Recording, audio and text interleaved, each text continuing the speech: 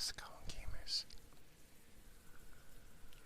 Tonight we're gonna do something a little bit different. And we're gonna do some Creepypasta ASMR. I picked out a few stories ahead of time.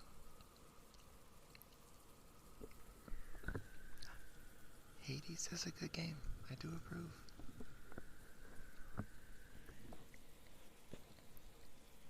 I only have a couple stories planned, but I can find more if we need them. Look at those wigglers going. Hope everyone's having a great night.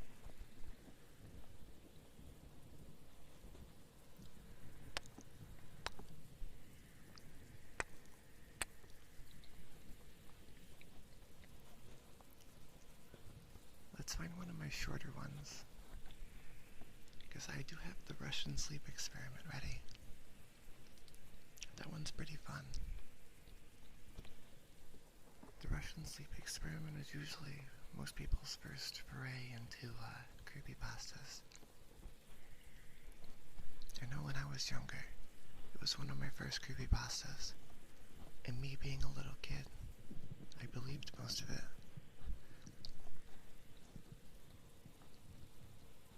So that was some fun spookiness.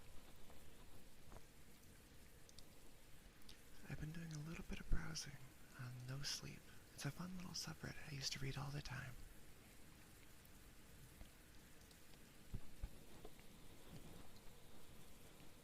They have a lot of series on there.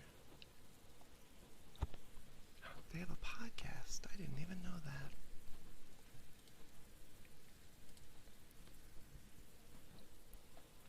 Now, some of the stories I found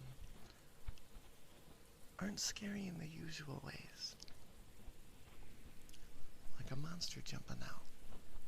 Some are like existential horror, which is usually worse. We can start with the Russian sleep experiment, though, as it is very iconic.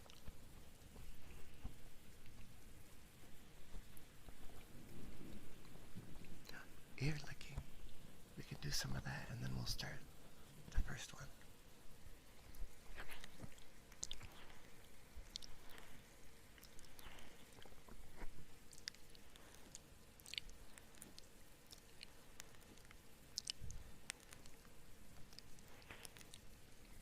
This is the true horror right here.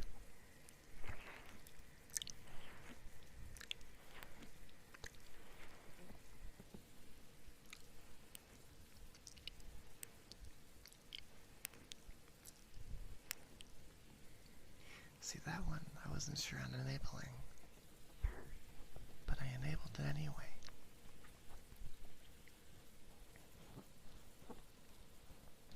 Now it should require you to type, but maybe I did that wrong. I did that part wrong, I think. Yeah, I did. So which of the three? You know, I think we'll do pet. You guys call me a bottom all the time.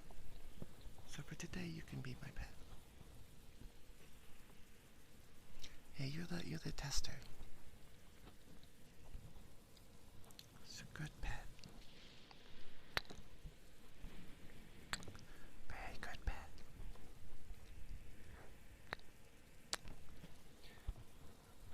Are you a good little pet? I think you are.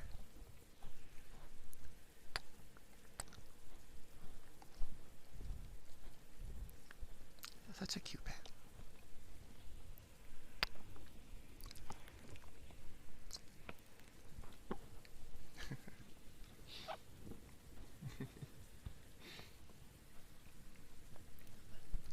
There, now you have to type when you redeem it. Heartbeat ASMR, we're just getting them all out of the way, aren't we?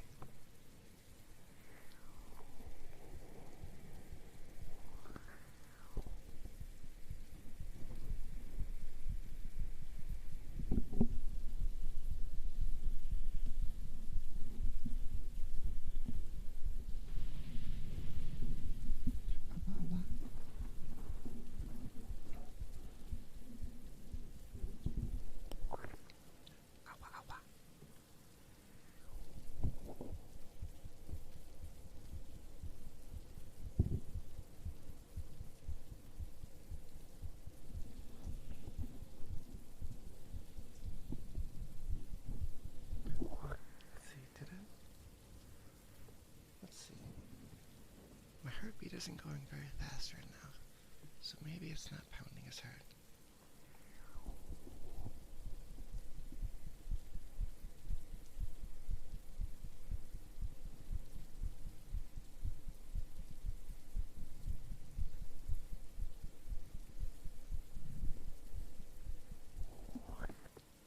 Maybe I just don't have it.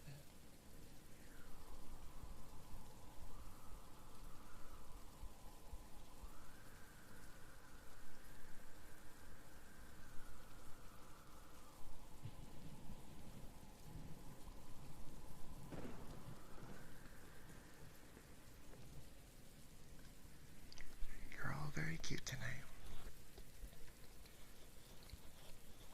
Okay, let's start off with the Russian sleep experiment now.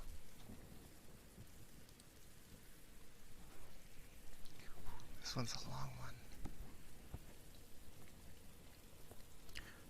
Russian researchers in the late 1940s kept 5 people awake for 15 days using an experimental gas-based stimulant. They were kept in a sealed environment to carefully monitor their oxygen intake so the gas didn't kill them, since it was toxic in high concentrations. This was before closed-circuit cameras, so they had microphones and 5-inch thick glass portal-sized windows into the chamber to monitor. The chamber was stocked with books, cots to sleep on, but no bedding, running water and toilet, and enough dried food to last all 5 for over a month. The test subjects were political prisoners deemed enemies of the state during World War II. Everything was fine for the first 5 days. The subjects heard the complaints, having been promised falsely that they would be freed if they submitted to the test and did not sleep for 30 days. Their conversations and activities were monitored, and it was noted that they continued to talk about increasingly traumatic incidents in their past, and the general tone of their conversations took on darker aspects after the 4-day mark. After 5 days, they started to complain about the circumstances and events that led them to where they were, and started to demonstrate severe paranoia. They stopped talking to each other and began alternatingly whispering to the microphone and one-way portals. Oddly, they all seemed to think they could win the trust of the experimenters by turning over their comrades, the other subjects in captivity with them. At first, the researchers suspected that this was an effect of the gas itself. After 9 days, the first of them started screaming. He ran the length of the chamber, repeatedly yelling at the top of his lungs for 3 hours straight. He continued attempting to scream, but was only able to produce occasional squeaks. The researchers postulated that he had physically torn his vocal cords. The most surprising thing about this behavior is how the other captives reacted to it, or rather didn't react to it. They continued whispering to the microphones until the second of the captives started to scream. The 2 non-screaming captives took the books apart, smeared page after page with their own feces, and pasted them calmly over the glass portals. The screaming promptly stopped. So did the whispering to the microphones. After 3 more days passed, the researchers checked the microphones hourly to make sure they were working, since they thought it was impossible that no sound could be coming with 5 people inside. The oxygen consumption in the chamber indicated that all 5 must still be alive. In fact, it was the amount of oxygen 5 people would consume at a very heavy level of strenuous exercise. On the morning of the 14th day, the researchers did something they said they would not do to get a reaction from the captives. They used the intercom inside the chamber, hoping to provoke any response from the captives they were afraid were either dead or vegetables. They announced, "We are opening the chamber to test the microphones. Step away from the door and lie flat on the floor, or you will be shot. Compliance will earn you one of your immediate freedom." To their surprise, they heard a single phrase in a calming voice response. We no longer want to be free. Debate broke out among the researchers and the military forces funding the research. Unable to provoke any more response using the intercom, it was finally decided to open the chamber at midnight on the 15th day. The chamber was flushed of the stimulant gas and filled with fresh air. Immediately, voices from the microphones began to object. 3 different voices began begging, as if pleading for the life of a loved one to turn the gas back on. The chamber was open and soldiers went in to retrieve the test subjects. They began to scream louder than ever, and so did the soldiers when they saw what was inside. 4 of the 5 subjects were still alive, although none could rightly call the state of any of them in life. The food rations past day 5 had not been as much as touched.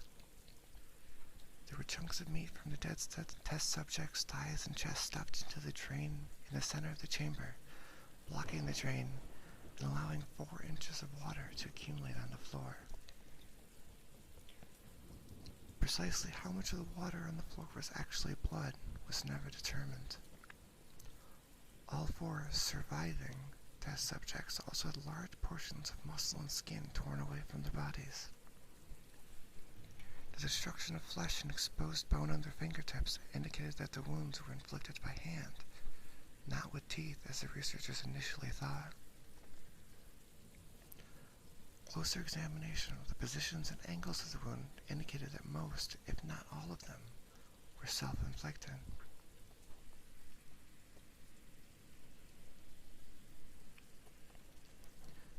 The abdominal organs below the ribcage of all 4 test subjects had been removed, while the heart, lungs, and diaphragm remained in place. The skin and most of the muscles attached to the ribs had been ripped away, exposing the lungs through the ribcage. All the blood vessels and organs remained intact. They had just been taken out and laid on the floor, fanning out the eviscerated but still living bodies of the subjects. The digestive tract of all 4 could be seen to be working, digesting food. It quickly became apparent that what they were digesting was their own flesh. Most of the subjects were rushed in special ops facility, but still many refused to return to the chamber to remove the test subjects. They continued to scream to be left in the chamber and alternately begged and demanded that the gas be turned back on, lest they fall asleep. To everyone's surprise, the test subjects put up a fierce fight in the process of being removed from the chamber. One of the Russian soldiers died from having his throat ripped out. Another was gravely injured by having the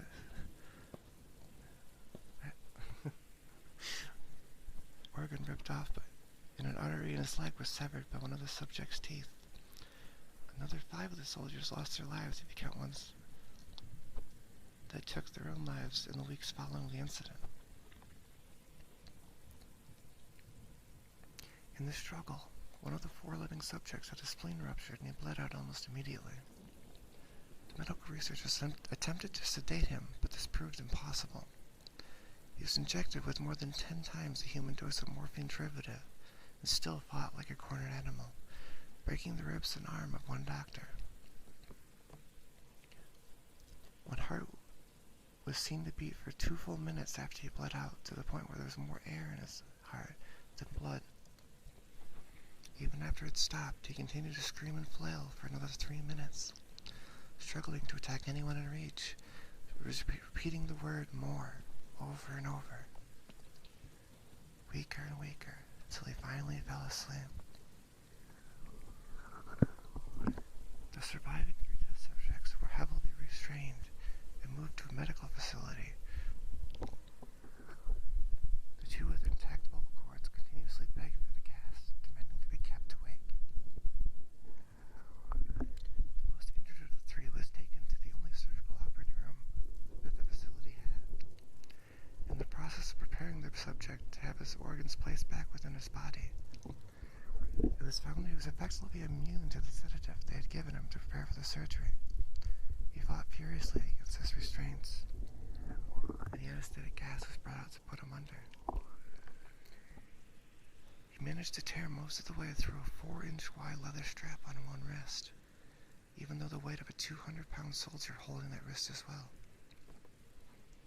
It took only a little bit more anesthetic than normal to put him under. In the instant his eyelids fluttered and closed, his heart stopped. In the autopsy of the test subject that died in the operating table, it was found that his blood had tripled the normal level of oxygen. His muscles that were still attached to his skeleton were badly torn. He had broken 9 ribs in a struggle to not be subdued, most of them from the force of his own muscles that exerted on them. The second survivor had been the first of the group to start screaming. His vocal cords destroyed, he was unable to beg or object to the surgery, and he only reacted by shaking his head violently in disapproval when the anesthetic gas was brought near him. He shook his head yes when someone suggested, reluctantly, they try the surgery without anesthetic, and did not react for the entire 6-hour procedure, replacing his abdominal organs and attempting to cover them with what remained of his skin. The surgeon presiding stated repeatedly that it should be medically impossible for the patient to still be alive. One terrified nurse assisting the surgery stated that he'd seen the patient's mouth curl into a smile several times whenever his eyes met hers. When the surgery ended, the subject looked at the surgeon and began to wheeze loudly, attempting to talk while struggling. Assuming this must be something of a drastic importance, the surgeon had a pen and paper fetched so the subject could write his message. It was simple. Keep cutting. The other 2 test subjects were given the same surgery, both without anesthetic as well, although they had to be injected with a paralytic for the duration of the operation. The surgeon found it impossible to perform the operation while the patients laughed continuously. Once paralyzed, the subjects could only follow the attending researchers with their eyes. The paralytic cleared the system in an abnormally short period of day, and they were soon trying to escape their bonds. The moment they could speak, they were again asking for the stimulant gas. The researchers tried asking why they had injured themselves, why they had ripped out their own guts, and why they wanted to be given the gas again. Only one response was given: I must remain awake. All 3 subjects' restraints were reinforced and were placed back into the chamber, awaiting determination as to what should be done with them. The researchers, facing the wrath of their military benefactors for having failed the stated goals of their project, considered euthanizing the surviving subjects. The commanding officer, an ex-KGB, instead saw potential and wanted to see what would happen if they were put back on the gas. The researchers strongly objected, but were overruled. In preparation for being sealed in the chamber again, the subjects were connected to an EEG monitor and had the restraints padded for long-term confinement. To everyone's surprise, all 3 stopped struggling the moment it was let slip that they were going back on the gas.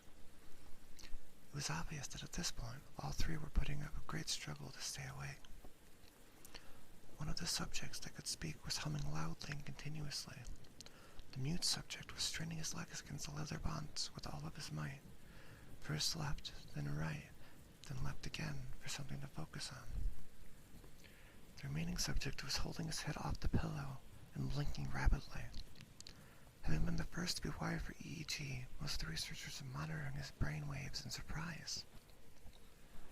They were normal most of the time, but sometimes flatlined inexplicably. It looked as if they were repeatedly suffering brain death before returning to normal. As they focused on paper scrolling out of the brainwave monitor, only one nurse saw his eyes slip shut at the same moment his head hit the pillow. His brainwaves immediately changed to that of deep sleep, then flatlined for the last time as his heart simultaneously stopped. The only remaining subject that could speak started screaming to be sealed in now. His brainwaves showed the same flat lines as one who had died from falling asleep. The commander gave the order to seal the chamber with both subjects inside, as well as 3 researchers.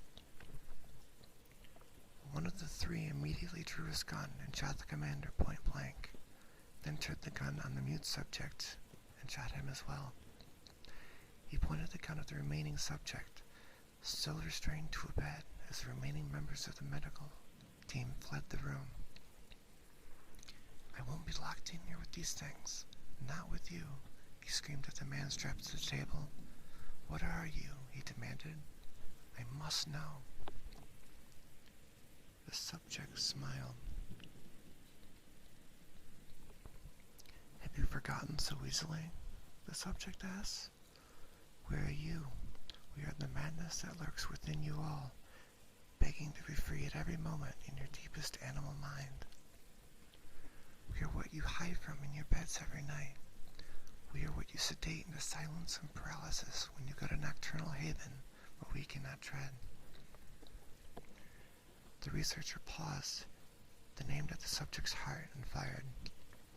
The EEG flatlined as the subject weakly choked out. "So nearly free."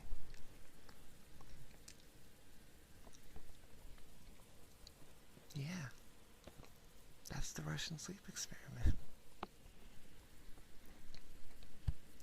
It's a fun little creepypasta. Creepypasta, I guess. Also, yeah, Orange, I need an ASMR screen. I think this works well enough, I think.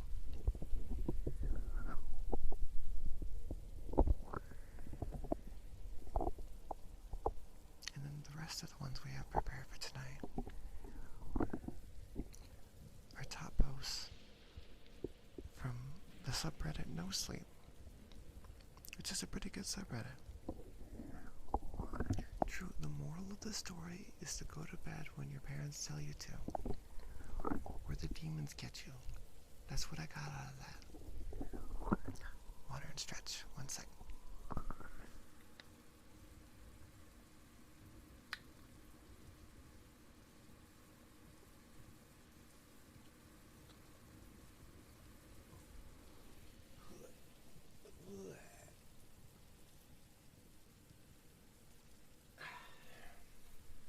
Thanks for the stretchy. That was a fun one to kick it off. It hits different. So a lot of the stories that I found are series. And I don't want to read 20,000 word series in one go. So these are a few that I found that were fun but short.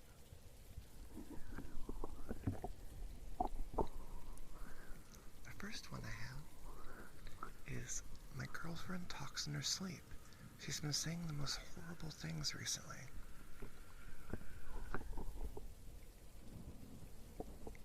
I'm infatuated with her, utterly infatuated. And it wasn't at a healthy level. Far from it. I would think about her every moment she was away.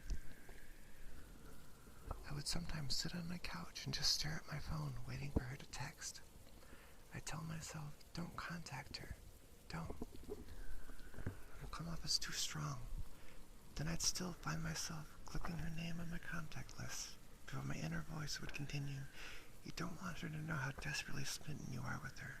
It's unattractive. It'll scare her off. And then you must wait for her to call you this time. But it was excruciating and exhausting, almost unbearable. I once heard that the ancient Greeks believed that falling madly and irrationally in love with somebody was a curse that you would wish upon your enemies. I could never understand what they meant.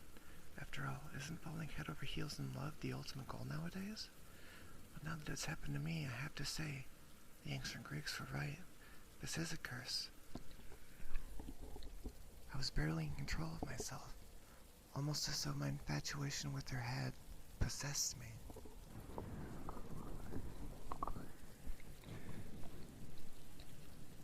two of us were active together, but still in the dating phase. We are at that make-or-break era of a blossoming relationship where we'd either have to talk and firmly be in a relationship, or we'd slowly drift apart. The latter of which I don't think I'd be able to cope with. Honestly, I wouldn't be able to. Almost everything about her captivated me. The way she held her hand over her mouth when she laughed, when she caressed the pendant of her necklace when she was frightened, how she'd twirl her hair in her finger when she was excited. All of it. Her smell, her eyes, her smile. Yeah, I know. It probably makes you sick reading about it. I feel the same way. I was never the hopeless romantic type, but now I can't stop fantasizing about her. I think about us doing the 3-hour hike up to that magnificent view from one of our first dates, to that first kiss if we overlooked the lights of the city. But this time I'd get down on one knee, bring out the ring, and, well, you know what would happen next. Alright, final stop. Yes, this is a girl I'd only been casually dating for a couple of months. I shouldn't be thinking about proposing yet. I know that. I'm just barely able to control myself any longer. I feel as though I'm losing power over the decisions I make. And that brings me to why I'm here writing this out at the moment. It started with the first real thing that troubled me about her. We'd never actually spent a night together. No matter how late she was over, once either of us showed signs of being tired, she'd up and leave. She wouldn't leave awkwardly or in anger. Just a casual kiss goodnight, a smile, and a call me soon. It was something I didn't really even notice the first few times she did it. But after almost 8 weeks of dating, it was becoming strange. I'd have to ask her about it. It took drinking an almost entire bottle of wine before I had the courage to do it. She looked almost defeated when I asked and lowered her eyes in embarrassment. I knew this talk would come eventually, she stated. She took in a deep breath with a long, drawn-out exhale. Recently, she paused again, I've been talking in my sleep. She shook her head in embarrassment. It's called somniloquy. I looked it up. I shrugged and laughed out loud. My demeanor seemed to say that's it? No, Stephen. Listen, she said. She wasn't laughing. It's bad. It's completely out of control. It's not just random words or gibberish. No, it's horrible. I say horrible, disgusting things. She was starting to raise her voice, breathe heavy, and tear up. I approached her and held her. I told her it couldn't be that bad. I told her to spend the night. I told her she was probably exaggerating. I was wrong. That night she stayed at my house, but she warned me of something before falling asleep. Whatever you do, don't wake me up. It makes me really scared and disoriented if that happens. And don't respond to me. Just ignore it. I nodded and agreed. If it becomes too much, she continued, just leave the room and sleep on the couch. I won't mind. I told her not to worry about it. I told her that it wouldn't be a big deal. I told her I wouldn't leave to the couch. I'd stay beside her in the bed. But I was wrong. I couldn't even last one night.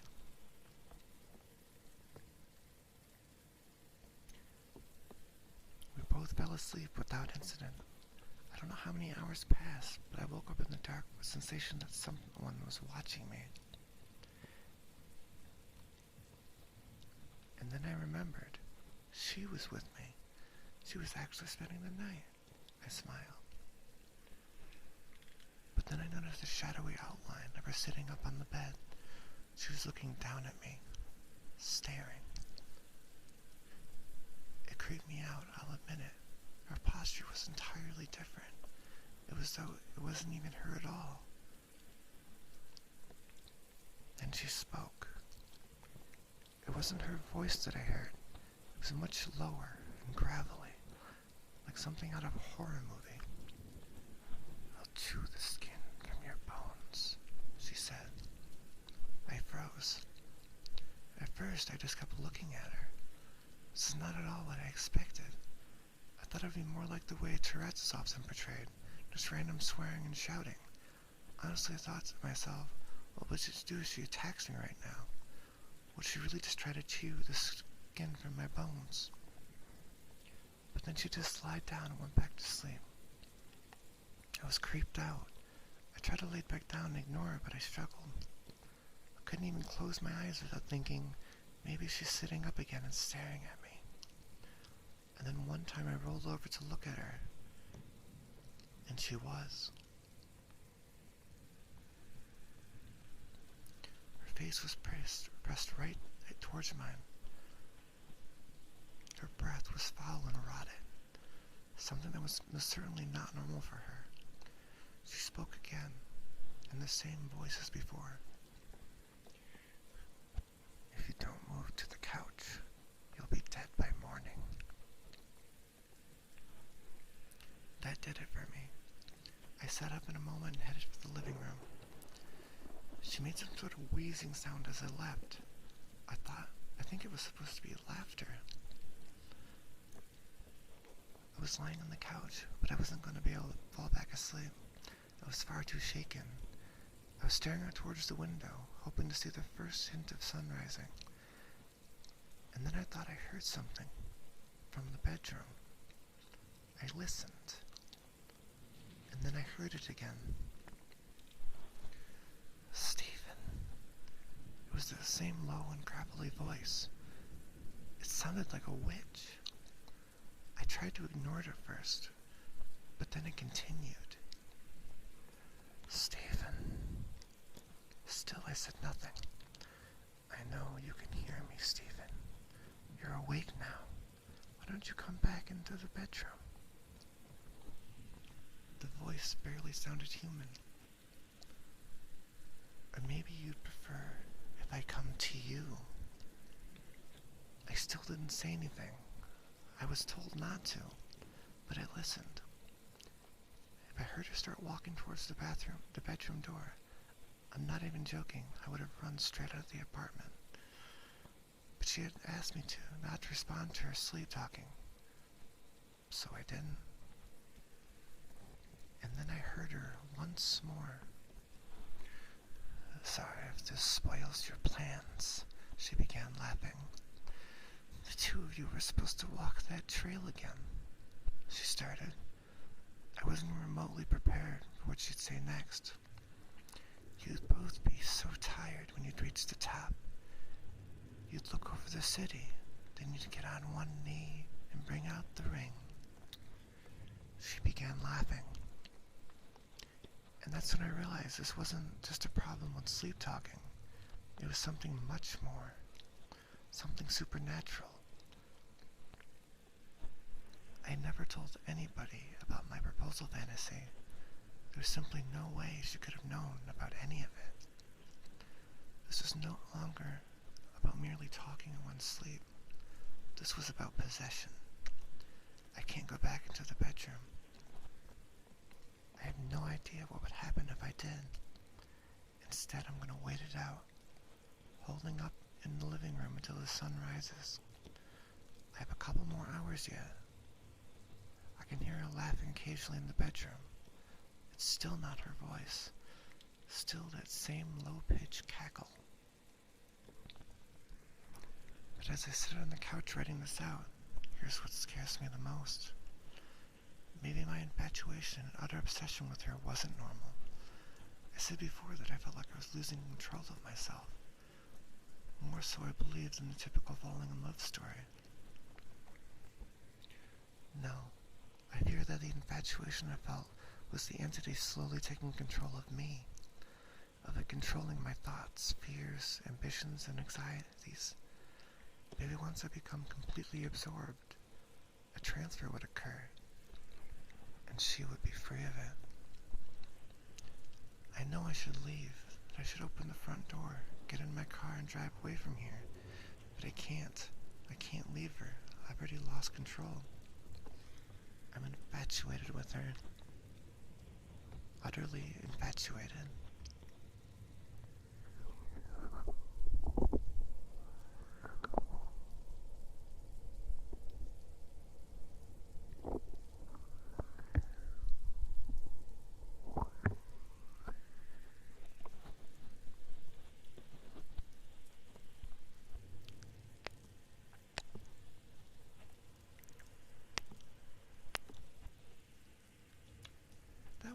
possession story. Possession stuff is fun. True moral of the story is to get noise-canceling headphones, because then you won't know about the possession, and you can live in just ignorant bliss while the demons take care of your mind. As a demon, I approve.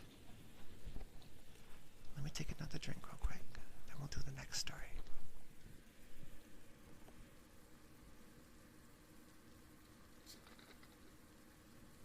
Thanks for the stretch and sippy.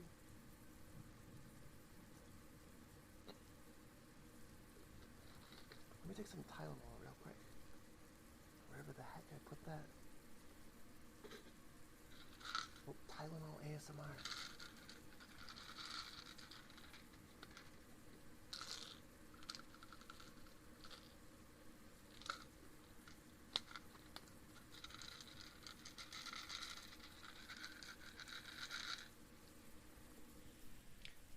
It's like keys jingling ASMR.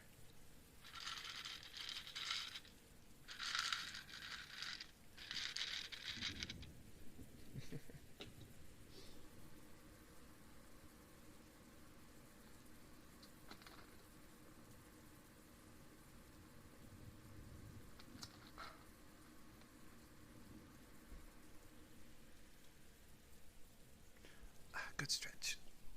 More stretches. Let's get more comfortable, chat. Let's lay back in our chairs.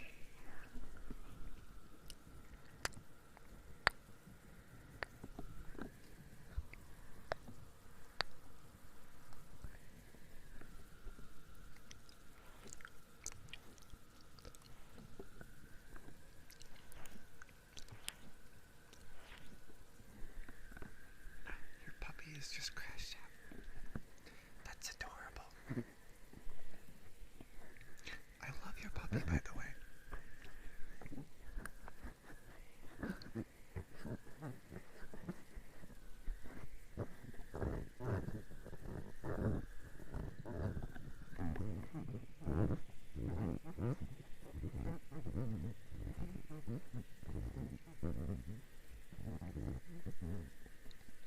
What does that even sound like?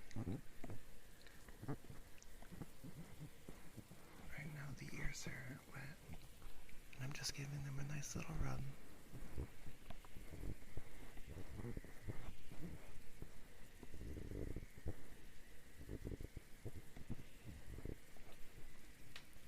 What story's next, chat?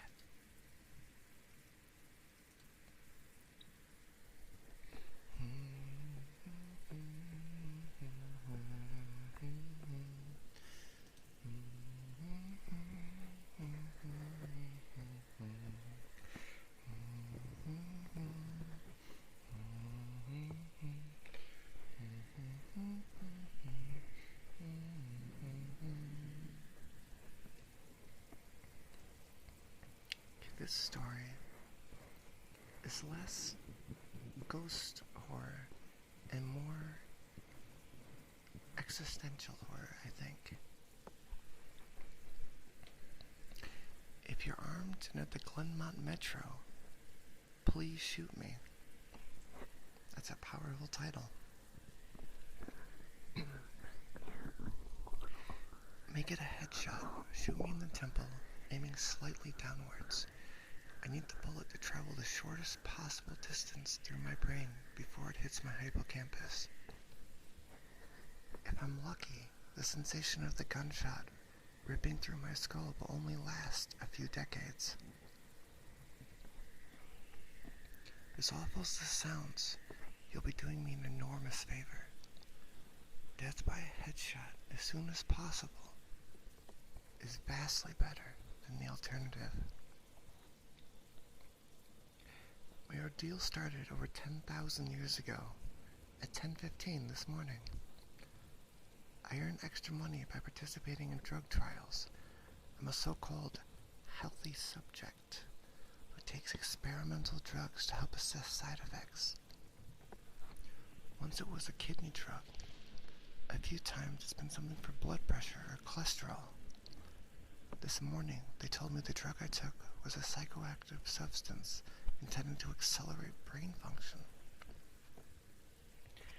None of the drugs I had tested so far had ever done anything for me in the recreational sense. In other words, none of the drugs I've tested had given me a killer buzz or mellowed me out or anything. Maybe I've always ended up in the placebo group, but nothing I've tested had affected me at all. Today's drug was different.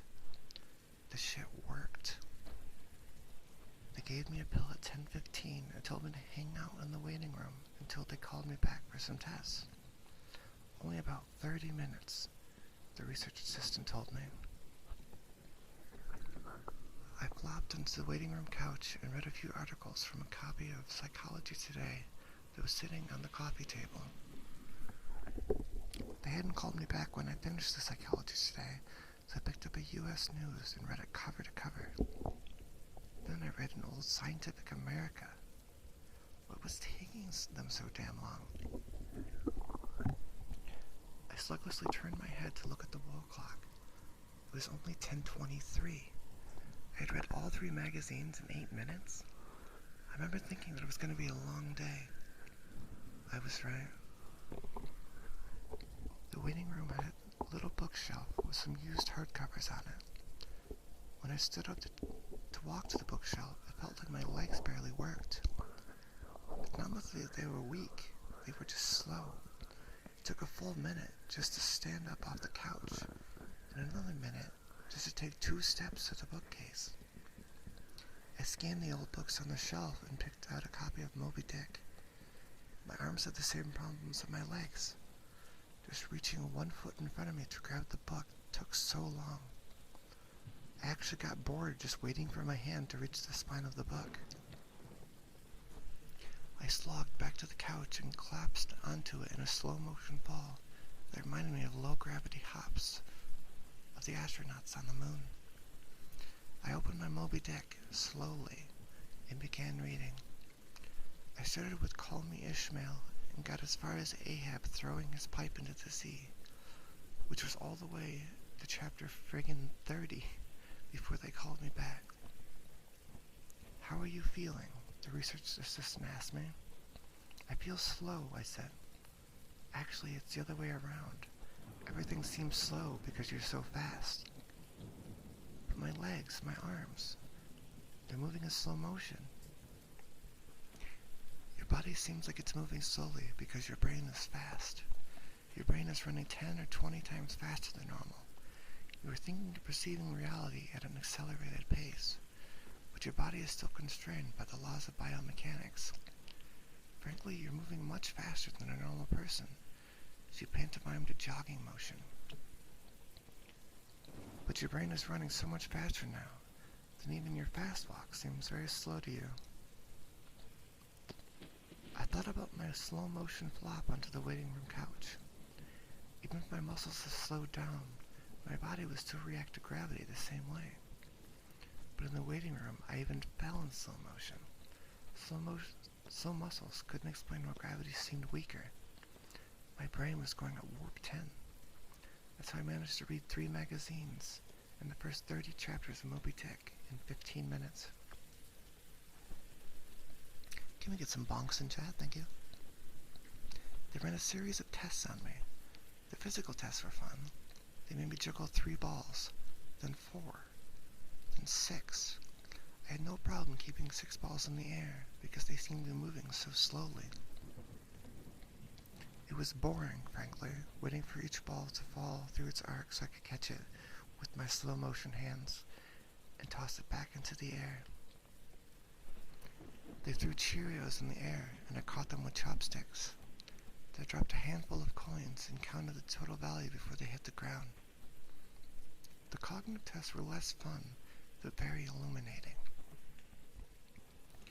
Finish a 50-word word search, 3 seconds. Solve an intricate maze drawn onto a poster-sized paper, 2 seconds. View a slideshow projected at 10 images per second and answer detailed questions about what I saw, 95% correct. They told me I measured over 250 on the knot scale. Apparently that's deep into the superhuman range in thinking speeds. Then they sent me home. It'll wear off in a few hours, they said, which will seem like days to you. Try to use the residual effects to get some work done. Catch up on some work emails when you're still in high-speed mode. The ride home was horrible. It was only 3 metro stops, and in real world time, it only took about 35 minutes. But in my drug-accelerated hypertime, it felt like days. Days. Just walking out of the medical research suite to the elevator seemed like it took an hour. I sprinted out of the office, willing my legs to push me faster, but the laws of biomechanics held me prisoner. As accelerated as my brain was, I couldn't do anything to make my legs work faster. The huge disconnect between my body and mind made it extremely difficult to judge how and when to slow down, turn or rotate my body.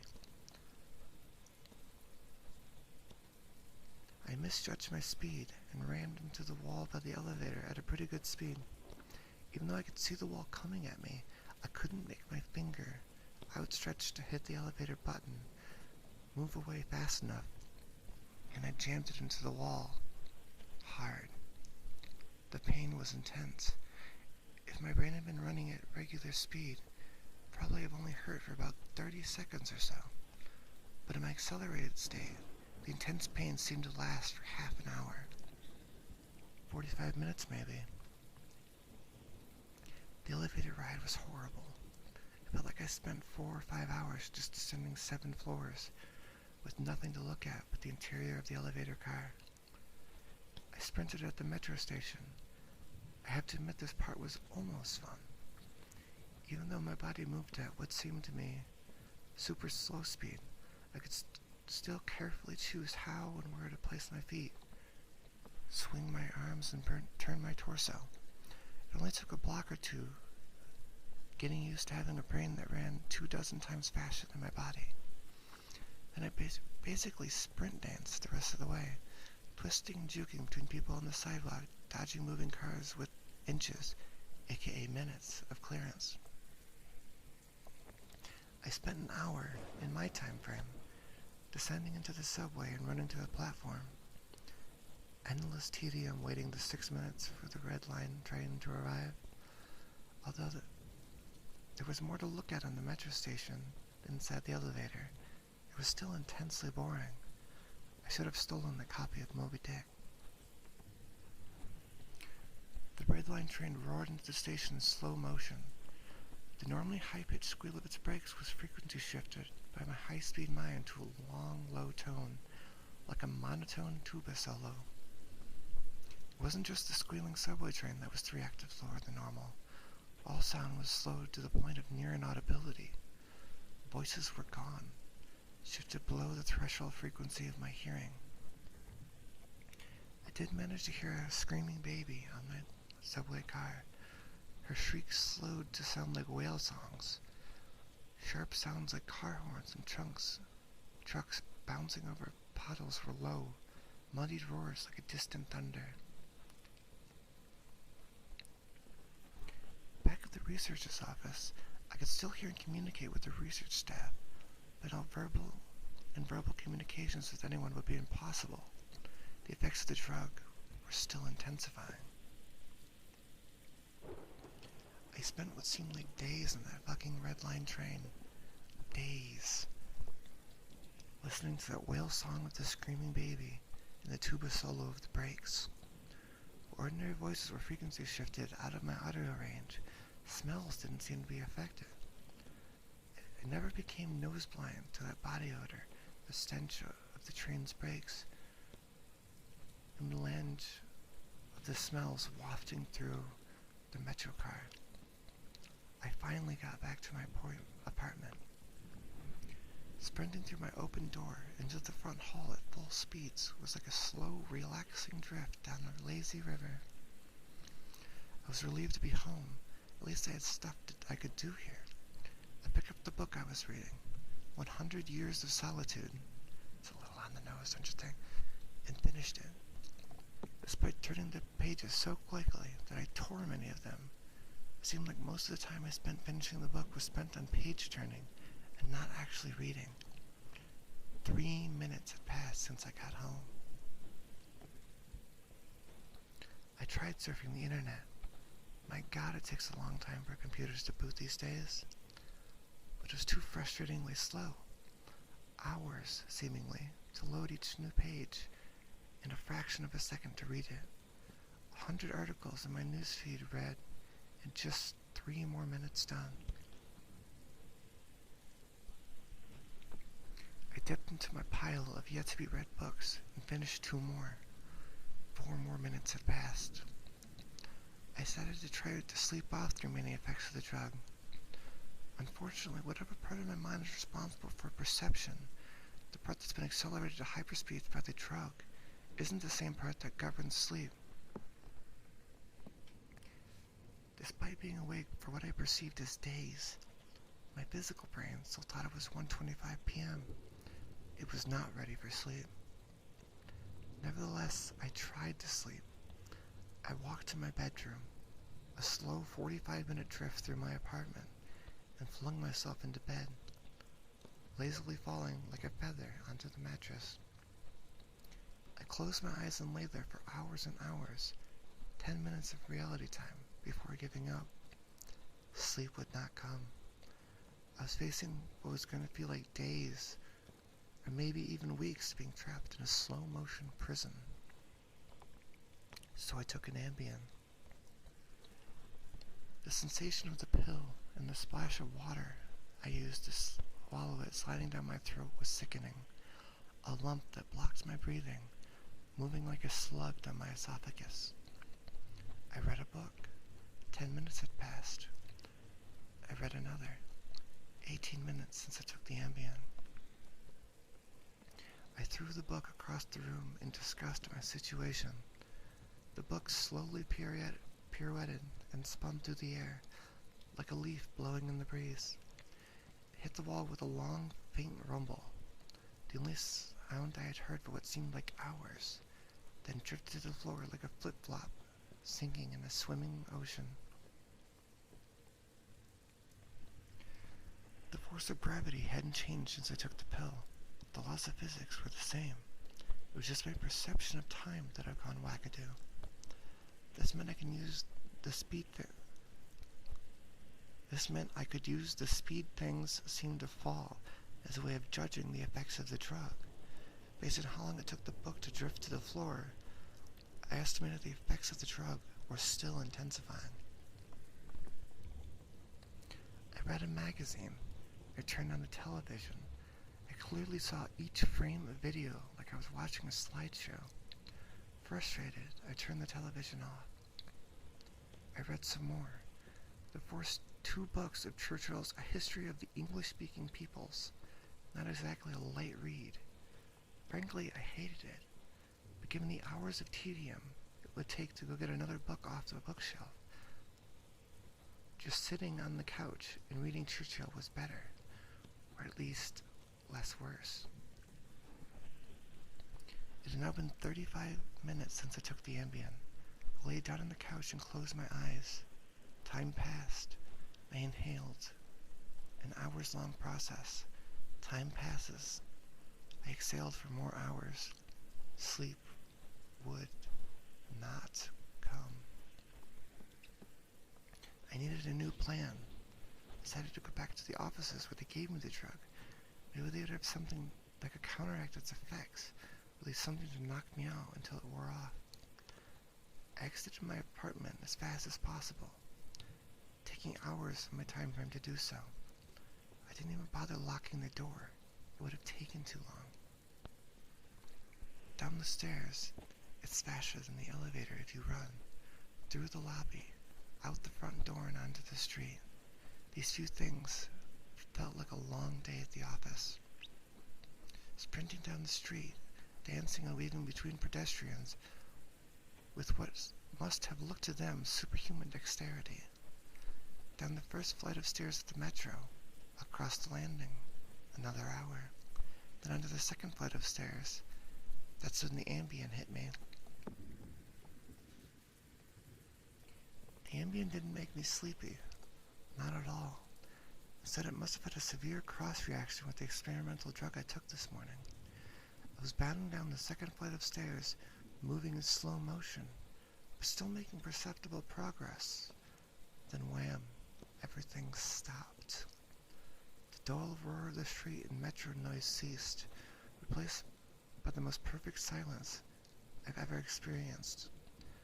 My downwards motion seemed to completely freeze. Before the Ambien kicked in, my perception of time was maybe a few hundred times slower than real time.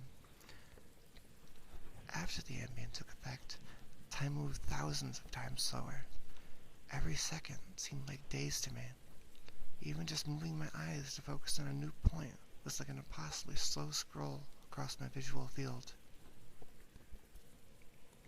Over the course of the afternoon, I learned how to walk, run, and jump when my mind ran hundreds of times faster than my body. With another 4 or 5 orders of magnitude of slowdown caused by the Ambien, body control was almost impossible. I fell on the stairs. Even though I was all but frozen in mid-step, controlling my muscles was impossible. I commanded my right foot forward for hours, then backwards for hours more when it seemed like I would miss the next step. Hours attempting to adjust the angle of my ankle, then readjusting when it felt wrong. Despite these efforts, I rolled my ankle on the next step. The pain wasn't at all mitigated by the slowness. Hours of increasing strain on my bent ankle. The nerve signals that sent pain into my brain must have worked differently than the nerves in my ear. Sonic energy was spread out over time, diluted until it was imperceptible. Pain flowed up my brain undiluted by the change in my perception of time. Hours and hours of increasing weight on my turned ankle turned into hours of increasing pain upon increasing pain. I pitched forwards, my high-speed mind completely unable to control my low-speed body. I drifted downwards for days, managing to rotate my torso enough to keep my head from impacting the ground first. I eventually landed on my right shoulder. At first the impact wasn't even noticeable. Then I felt a slight pressure in my shoulder as it came in contact with the ground. The pressure grew, bringing increasing pain for hour upon hour. My shoulder finally gave out, popping out of its socket with an endless, sickening tug. I came to a stop days later, crumpled into the ground, staring at the ceiling. The pain in my shoulder still screaming with the intensity of fresh, violent injury. I had plenty of time to think during that fall, for every second seemed like days to me, and each moment of real-world time would be like years. Even if the drug cleared out of my system in the next 2 or 3 hours, this nightmare would seem to last centuries. By the time I hit the ground, I had a plan. I would somehow get to the platform and throw myself in front of a train. I twisted onto my hands and knees, dazed of my dislocated shoulder, crying for relief. I misjudged my rotation and rolled onto my back. I tried again, collapsing onto my face as I tried to figure out how to control a body that moved slower than grass grew. Weeks of effort were finally rewarded with success. I stabilized on my hands and knees. If just getting on all fours was difficult, I figured that walking or running was completely out of the question, so I crawled. I crawled through the metro tunnel. The dumb looks on the faces in the crowd lingered on me for weeks. I crawled into the turnstile and onto the escalator. The escalator spilled the rush hour crowd onto the platform at the same speed a glacier spills ice into the sea. I looked out onto the crowded platform during my interminable downward ride. The train status sign said the next train wouldn't arrive for 20 minutes. 20 minutes was like a year to me. I had to spend a year on the metro platform, waiting to die. I crawled off the escalator, enduring days of stupid expressions on the commuters' faces. I crawled a few feet to the concrete bench, and crawled up next to it, trying to find a position to lessen the pain in my shoulder. Then my problem with time got worse. and possibly worse. The massive slowdown on the stairs was just the beginning of the interaction between the experimental drug and the Ambien. It fully hit me while I was curled up by the bench. I blinked. Years of darkness followed. Sound was already gone, and with my blink, sight was gone as well. All that existed was the pain from my fall. My hyper-accelerated mind wasting no time compensating for the lack of sensory input. Voices spoke to me. They sung to me in languages that never existed. Patterns and faces and colors came and went in my mind's eye. I recalled my whole life and imagined living another. I forgot English. I settled into a profound despair. I spoke to God. I became God. I imagined a new universe and brought it to life with my thoughts. Then I did it all again and again. My eyes opened with geologic slowness, a faint glow. Weeks, a slit of light. Weeks, a narrow view of the metro platform, angles of the commuter near me, and an advertisement on the opposite wall. I extracted my phone from my pocket, a project that spanned decades. How can I even explain the boredom? The pain in my shoulder is nothing compared to the boredom. Every thought I can think, I had thought hundreds of times already. The view of ankles on advertisers never changes. Never. The boredom is so intense, it's intangible. It's tangible, like a solid object of metal and stone wedged into my skull. Inescapable. What are my options? If I crawl and fall into the tracks without an oncoming train to crush me, I won't die. I'll experience even more pain from the 4-foot fall, but I'll most likely be rescued by some do-gooder on the platform, unable to act when the train finally does arrive. My suffering in that scenario will be endless. So I'll wait for the train, so I can throw myself under it. When it finally hits me, I'll experience the pain of being ripped to pieces for centuries, until finally the light of life leaves my brain and my experience ends. I've lived hundreds of lifespans at the foot of this bench. I am far older in spirit than any human who has ever lived. Most of my life experiencing has been a slap shot of pain huddled on the floor of a subway platform with an unending view of ankles and advertisements. This post is my plan B, my Hail Mary, my long shot. I spent lifetimes typing and posting this message in hopes that it will reach someone, and someone will read it and become convinced that my suffering must end. Someone on this platform right now. Someone who will find the man curled under the bench, the man who crawled down the escalator, and kill him as swiftly as possible. A bullet to the temple. If you're armed and at the Glenmount Metro, please shoot me.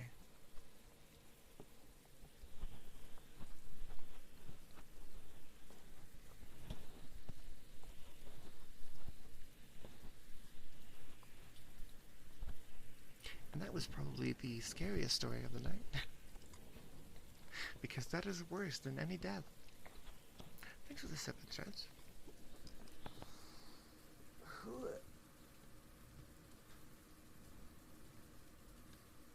Where's my water?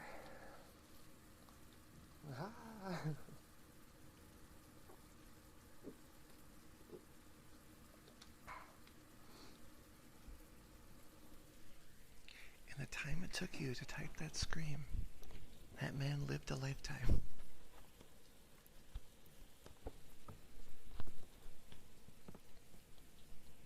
It works now. PogChamp.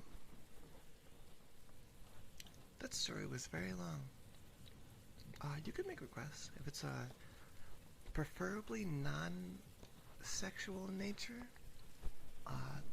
and not like a gajillion words. Like that one was long, but it was just one part.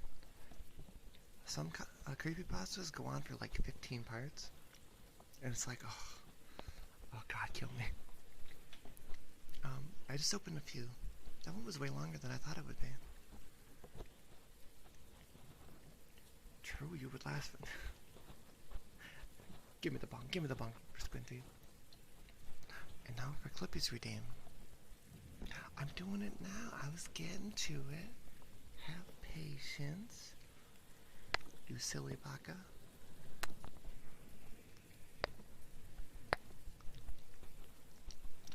Good pet. Such a good pet. Now be a good pet for me. And never request hydration checks again. That's a good pet.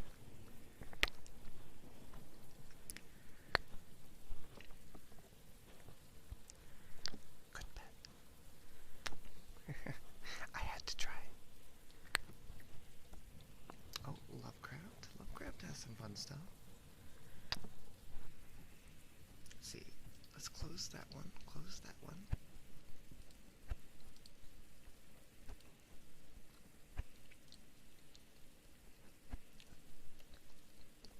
Let's see. Not very long. Oh god, why is the background white? I'm being light themed right now. I'm being flashbanged by Cat.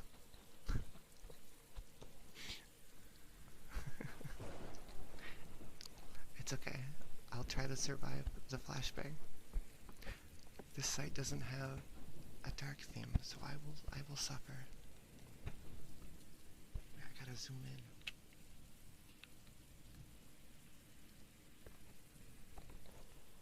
Okay, this is From Beyond by H.P. Lovecraft.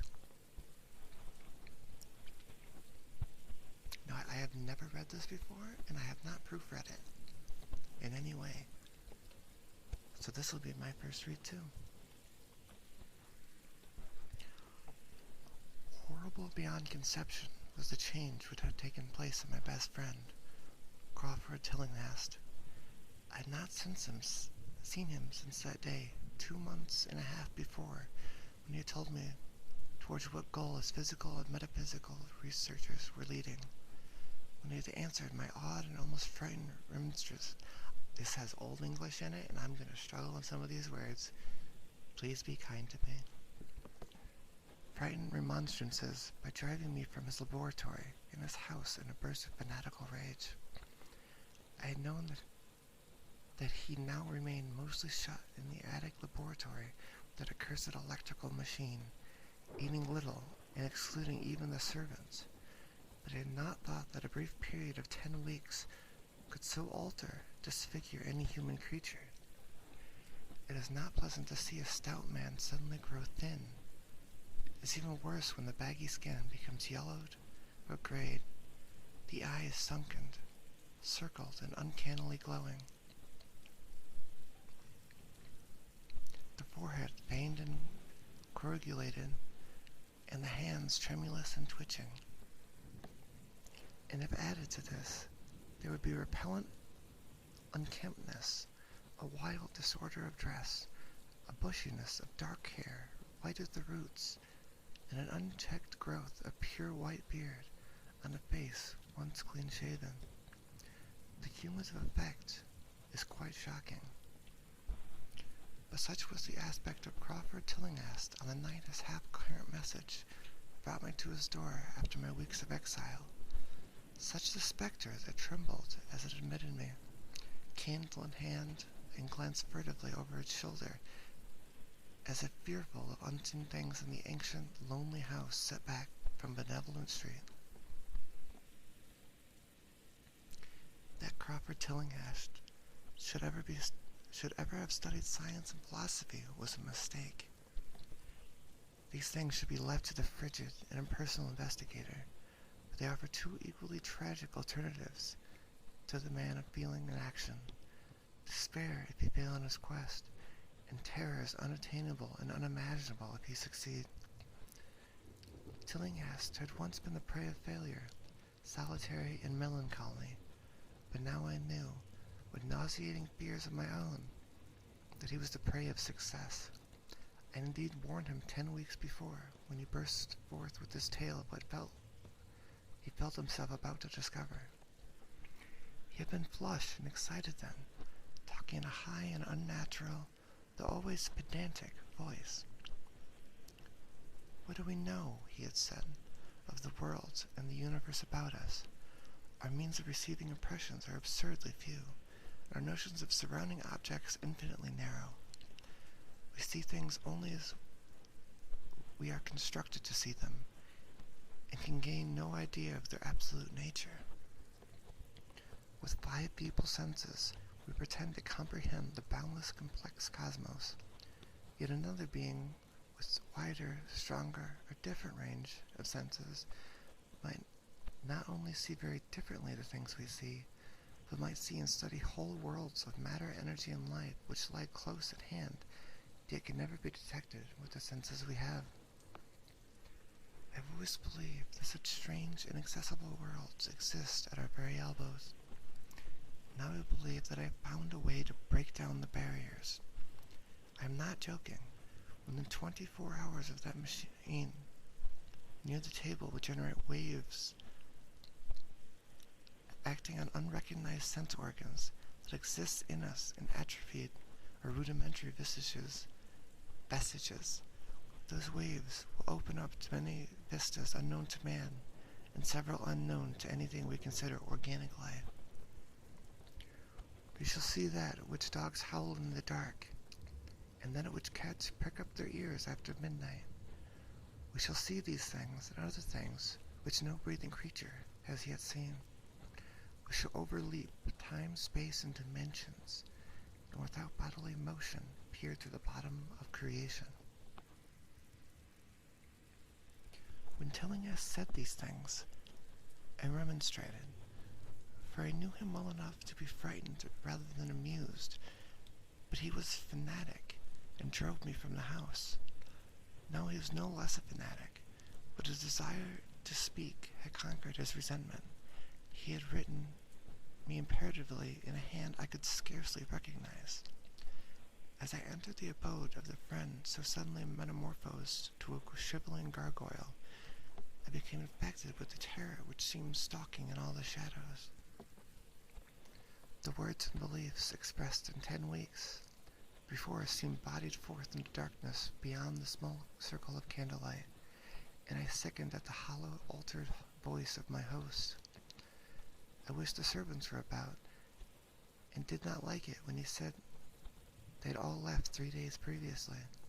It seemed strange that old Gregory, at least, should desert his master without telling as tried a friend as I. It was he who had given me the information I had of Tillinghast after I had repulsed in rage. Soon I was subordinated all my fears to the growing curiosity and fascination. Just what Crawford Tillinghast now wished of me, I could only guess. But that he had some stupendous secret or discovery to impart, I could not doubt. Before I had protested as unnatural pryings into the unthinkable. Now that he had evidently succeeded to some degree, I almost shared his spirit. Terrible, though, the cost of victory appeared.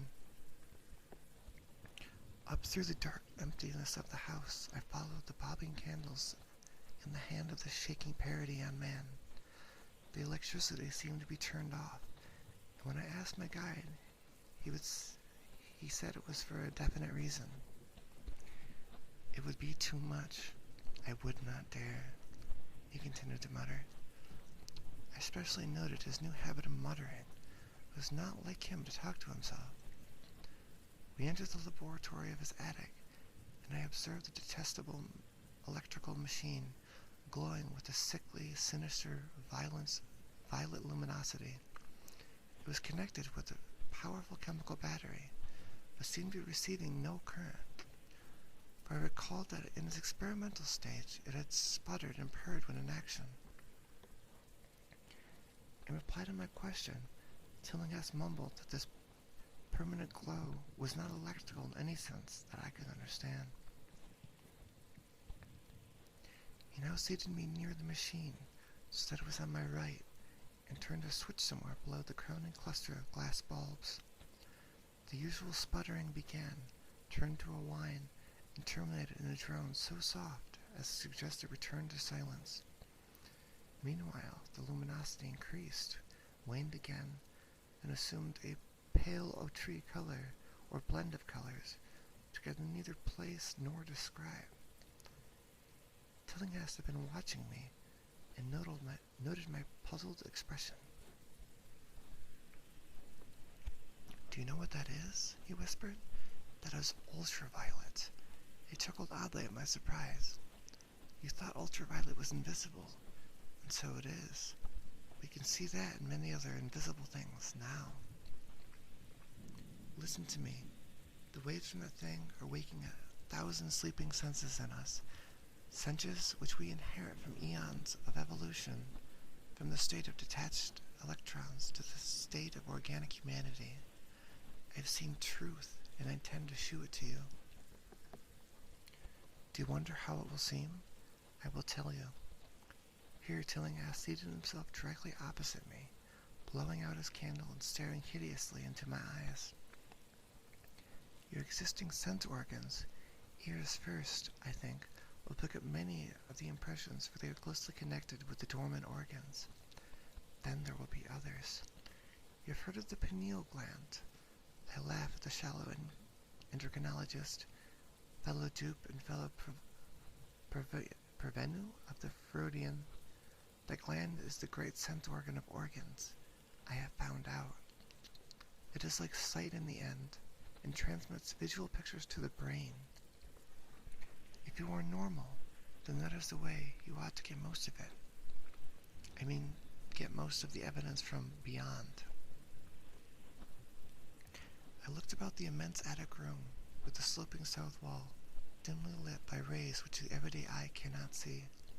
The far corners were all shadows, and the whole place took on a hazy unreality which obscured its nature, and invited the imagination to symbolism and phantasm. During the interval that Tillinghast was silent, I fancied myself in some vast and incredible temple of long-dead gods, some vague edifice of innumerable black stone columns, reaching up from the floor of damp slabs to a cloudy height beyond the range of my vision. The picture was very vivid for a while, but gradually gave way to a more horrible conception, that of utter, absolute solitude in infinite, sightless, soundless space. There seemed to be a void, and nothing more, and I felt a childish fear which prompted me to draw from my hip pocket the revolver I always carried after dark, since the night I was held up in East Providence. Then from the farthermost regions of remoteness, the sound softly glided into existence. It was infinitely faint, subtly vibrant, and unmistakably musical, but held a quality of surpassing wildness, which made its impact feel like a delicate torture of my whole body. I felt sensations like those ones who accidentally scratch. I just butchered that sentence. I felt sensations like those one feels when accidentally scratching around glass. Simultaneously there developed another, something like a cold drought, which apparently swept past me from the direction of the distant sound. As I waited breathlessly, I perceived that both sound and wind were increasing, the effect being to give me an odd notion of myself as tied to a pair of rails in the path of a gigantic approaching locomotive. I began to speak to Tillinghast, and as I did so, the usual impressions abruptly vanished. I saw only the man, the glowing machine, and the dim apartment. Tillinghast was grinning repulsively at the revolver, which I had almost unconsciously drawn, but from his expression I was sure he had seen and heard much as I, if not a great deal more. I whispered that what I had experienced, and he bade me to remain as quiet and receptive as possible. "Don't move," he cautioned, "for in these rays we are able to see as well as we are able to be seen as well as to see. I told you the servants slept, but I didn't tell you how. It was that thick-witted housekeeper. She turned on the light downstairs after I'd warned her not to, and the wires picked up sympathetic vibrations. It must have been frightful. I hear the screams appear in spite of all I was seeing and hearing from another direction. And later it was rather awful to find those empty heaps of clothes around the house. Mrs. Updike's clothes were too close to the front hall switch. That's how I know she did it. It got them all. But so long as we don't move, we're fairly safe. Remember, we're dealing with a hideous world in which we are practically helpless. Keep still. The combined shock of the revelation and the abrupt command gave me a kind of paralysis. In my terror, my mind again opened to the impressions coming from what Tillinghast called beyond. I was now in a vortex of sound and motion, with confused pictures before my eyes. I saw the blurred outlines of the room. From some point in space, there seemed to be pouring a seething column of unrecognizable shapes or images, penetrating the solid roof at a point ahead to the right of me. Then I glimpsed the temple-like effect again, but this time the pillars reached up into an aerial ocean of light, which sent down one blinding beam along the path of the cloudy column I had seen before. After that, the scene was almost wholly kaleidoscopic, and the jumble of sights, sounds, and unidentified sense impressions I felt I was about to dissolve, in some way lose the solid form. One definite flash I shall always remember. I seemed for an instant to behold a patch of strange night sky filled with shining revolving spheres, and as it receded, I saw that the glowing suns formed a constellation or galaxy of settled shape, the shape being the distorted face of Crawford Tillinghast. Another time I felt huge animate things brushing past me, occasionally walking or drifting through my supposedly solid body, and I thought I saw Tillinghast look at them as though his better trained senses could catch them visually. I recalled what he had said of the pineal gland, and wondered what he saw with his preternatural eye. Suddenly I found myself possessed of a kind of augmented sight. Over and above the luminous and shadowy chaos arose a picture which, though vague, held the elements of consistency and permanence. It was indeed somewhat familiar, but the unusual part was superimposed upon the usual terrestrial scene, much as a cinema view might be thrown upon the painted curtain of a theater. I saw the attic laboratory, the electrical machine, the unsightly form of Tillinghast opposite me. But of all the space unoccupied by familiar material objects, not one particle was vacant. Indescribable shapes, both alive and otherwise, were mixed in with disgusting disarray. And close to every known thing were whole worlds of aliens, unknown entities.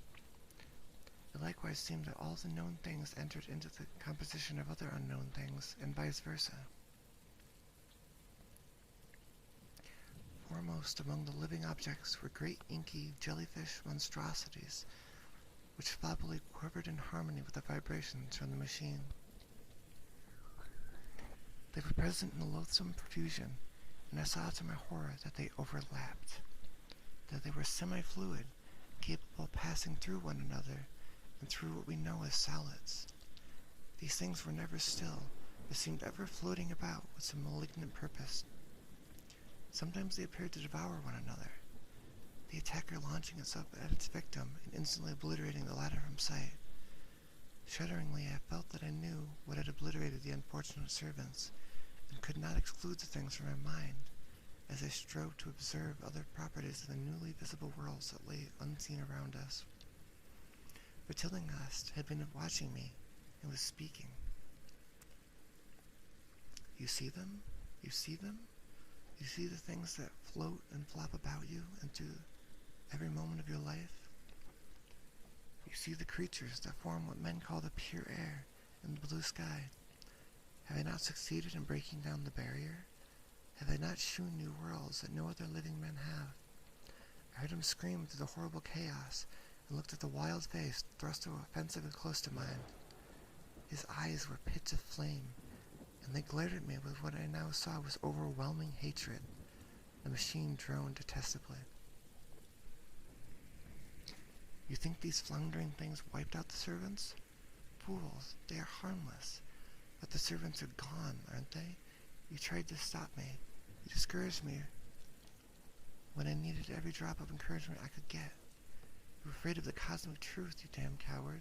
But now I've got you. What swept up the servants? What made them scream so loud? Don't know, eh? You'll know soon enough. Look at me. Listen to what I say. Do you suppose there are really any such things as time and magnitude? Do you fancy there are such things as form and matter? I tell you I have struck depths that your little mind can't picture. I've seen beyond the bounds of infinity and drawn down daemons from the stars. I've harnessed the shadows that stride from world to world to sow death and madness. Space belongs to me, do you hear? Things are hunting me now, the things that devour and dissolve, but I know how to elude them. It is you they will get, as they got the servants. Stirring, dear sir? I told you that it was dangerous to move. I have saved you so far by telling you to keep still. Saved you to keep more sights and to listen to me. If you had moved, they would have been at you long ago. Don't worry, they won't hurt you. They didn't hurt the servants. It was seeing that made the poor devil scream. My pets are not pretty, for they come out of places where aesthetic standards are very different. Disintegration is quite painless, I assure you, but I want you to see them. I almost saw them, but I knew how to stop. You were not curious? I always knew you were no scientist. Trembling, eh? Tremble with anxiety to see the ultimate things I have discovered? Why don't you move then? Tired? Well, don't worry, my friend, for they are coming. Look, look, curse you, look. It's just over your left shoulder. What remains to be told is very brief. It may be familiar to you from newspaper accounts. The police heard a shot in the old Tillinghast house and found us there. Tillinghast dead and me unconscious. They arrested me because the revolver was in my hand, but released me in 3 hours.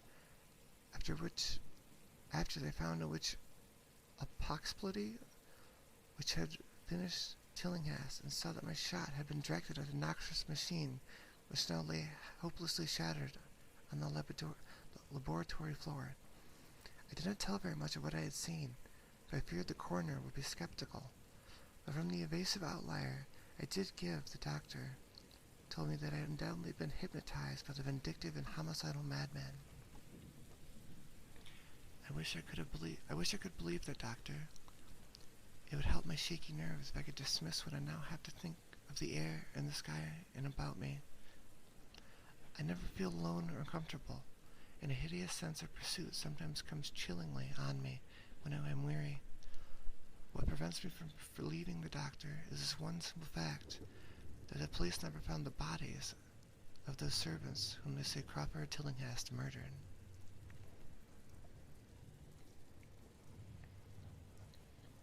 Spoopy.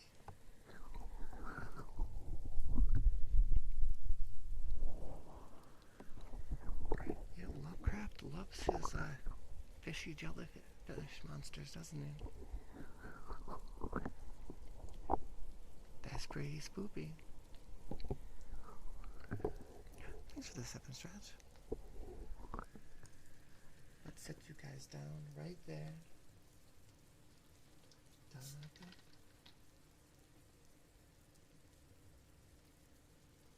It was a fun read. True. Just don't think about how bad of a person. Which one? I'm gonna guess good boy, but you never know.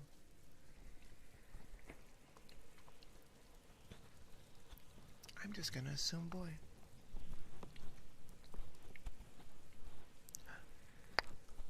Good boy.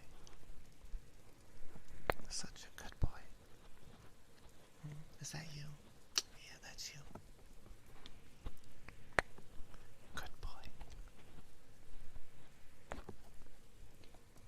But you can be even better of a boy by not ever doing hydration redeems ever again. Good boy. We can do some heartbeats.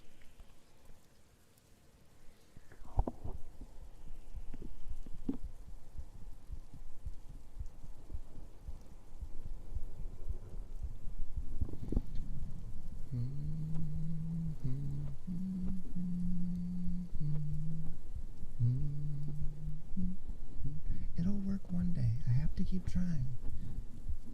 If it works one time, it was worth it.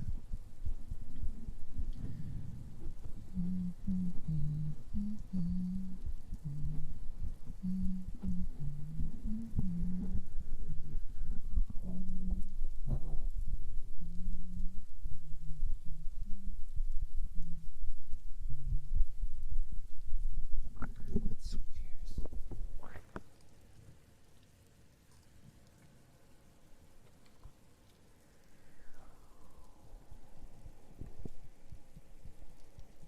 What if I accidentally dropped you guys?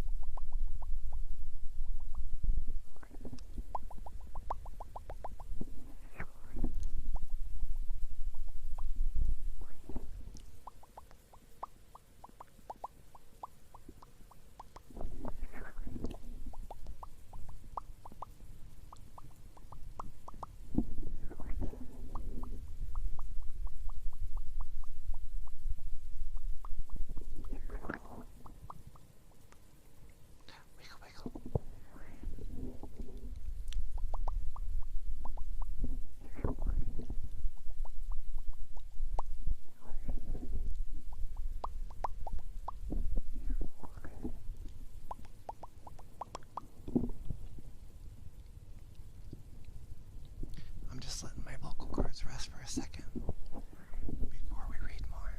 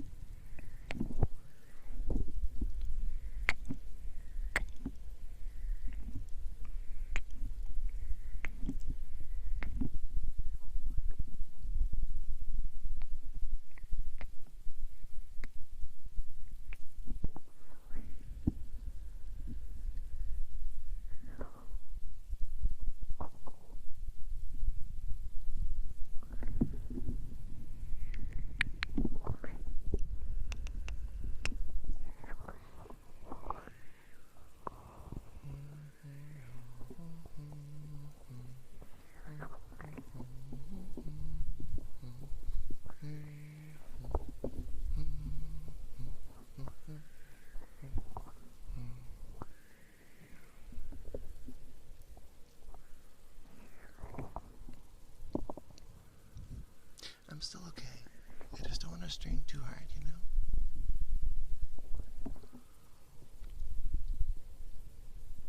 Have a good night, Nightstorm. Thanks for hanging out. You're hip and happening.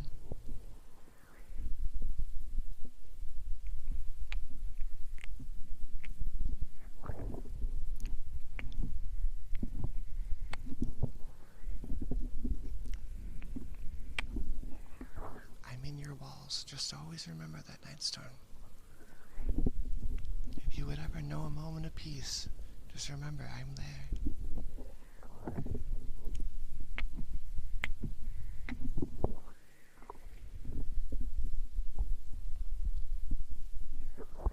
I am rapidly approaching your location, all within the walls. If your cat ever looks at the wall weird, they sensed me.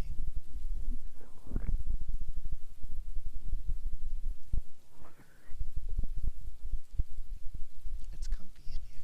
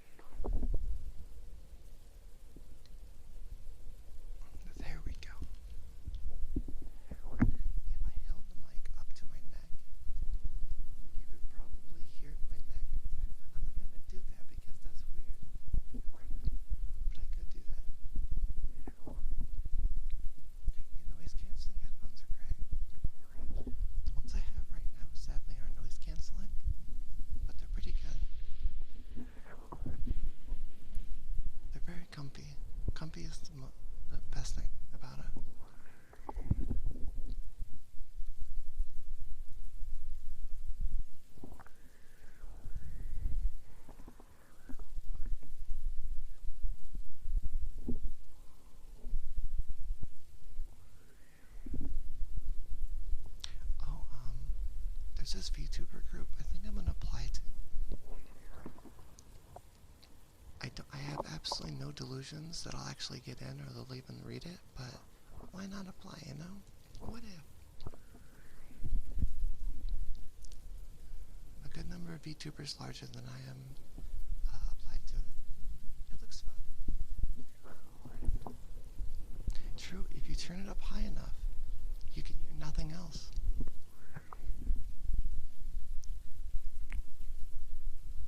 It'd be cool to have like a group.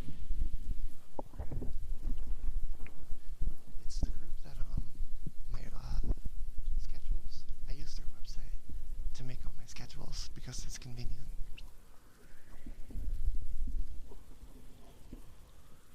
Yee. I'll probably apply this weekend. I think they're still taking. Yeah, I think they're still taking applications. I'll apply this weekend. Why not? It only takes like it's like a 20-minute process. Could be fun.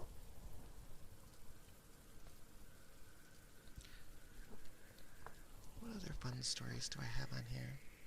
Oh, never mind. We'll do this first.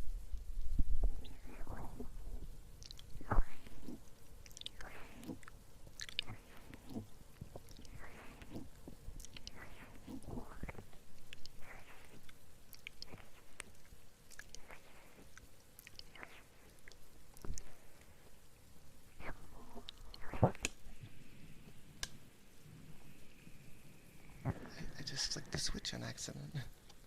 I don't know if you heard it, but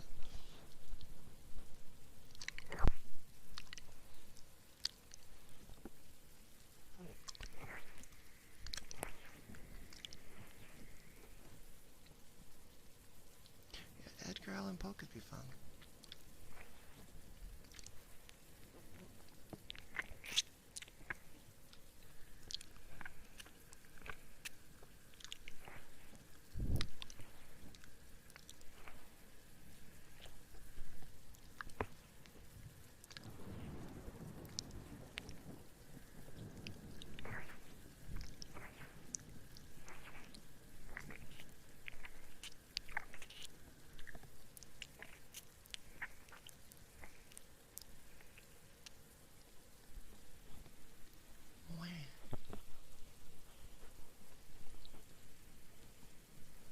The Raven.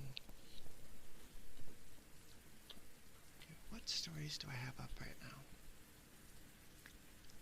I have a fun one. I don't know if it's spooky or not. I just did some proofreading. But it has a fun premise, so let's read it. It's called My Wife Has Removable Face. I've never glimpsed what lies below it, but my best friend has.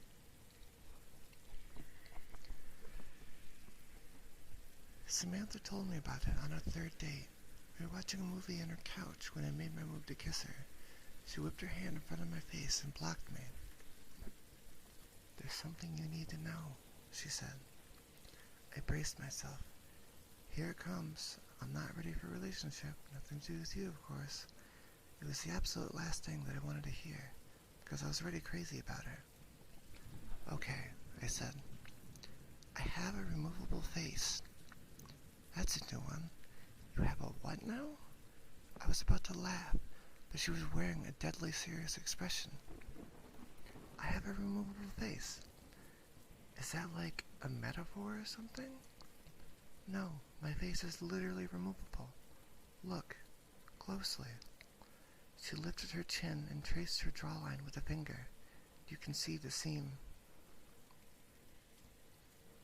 After admiring how beautiful her neck was for a dizzying moment, I leaned in for inspection. It's very hard to see, but it did look like there was a slight unnatural transition there from her face to her throat. I grew dizzier as a dozen questions rushed into my brain. Don't bother asking why or how or anything like that, said Samantha. I can't tell you that. If that's going to be a problem, you should leave now. I'm letting you know this because I like you, and I want to take the next step, but this is non-negotiable. Okay, I said, unsure of what was happening. Not a problem. So what? You have a removable face. Who cares? It looks good. There's something else. Once a day, usually in the evening, I have to remove the face and disinfect the inside of it. If I don't, it will rot. This takes about an hour, give or take, depending on how my day went. During this time, you must never, ever look at my real face. Never. Do you understand? Yes, got it. Don't ask about it. Don't look at your real face. Samantha stood up. Now I'm going to the bathroom and clean my face.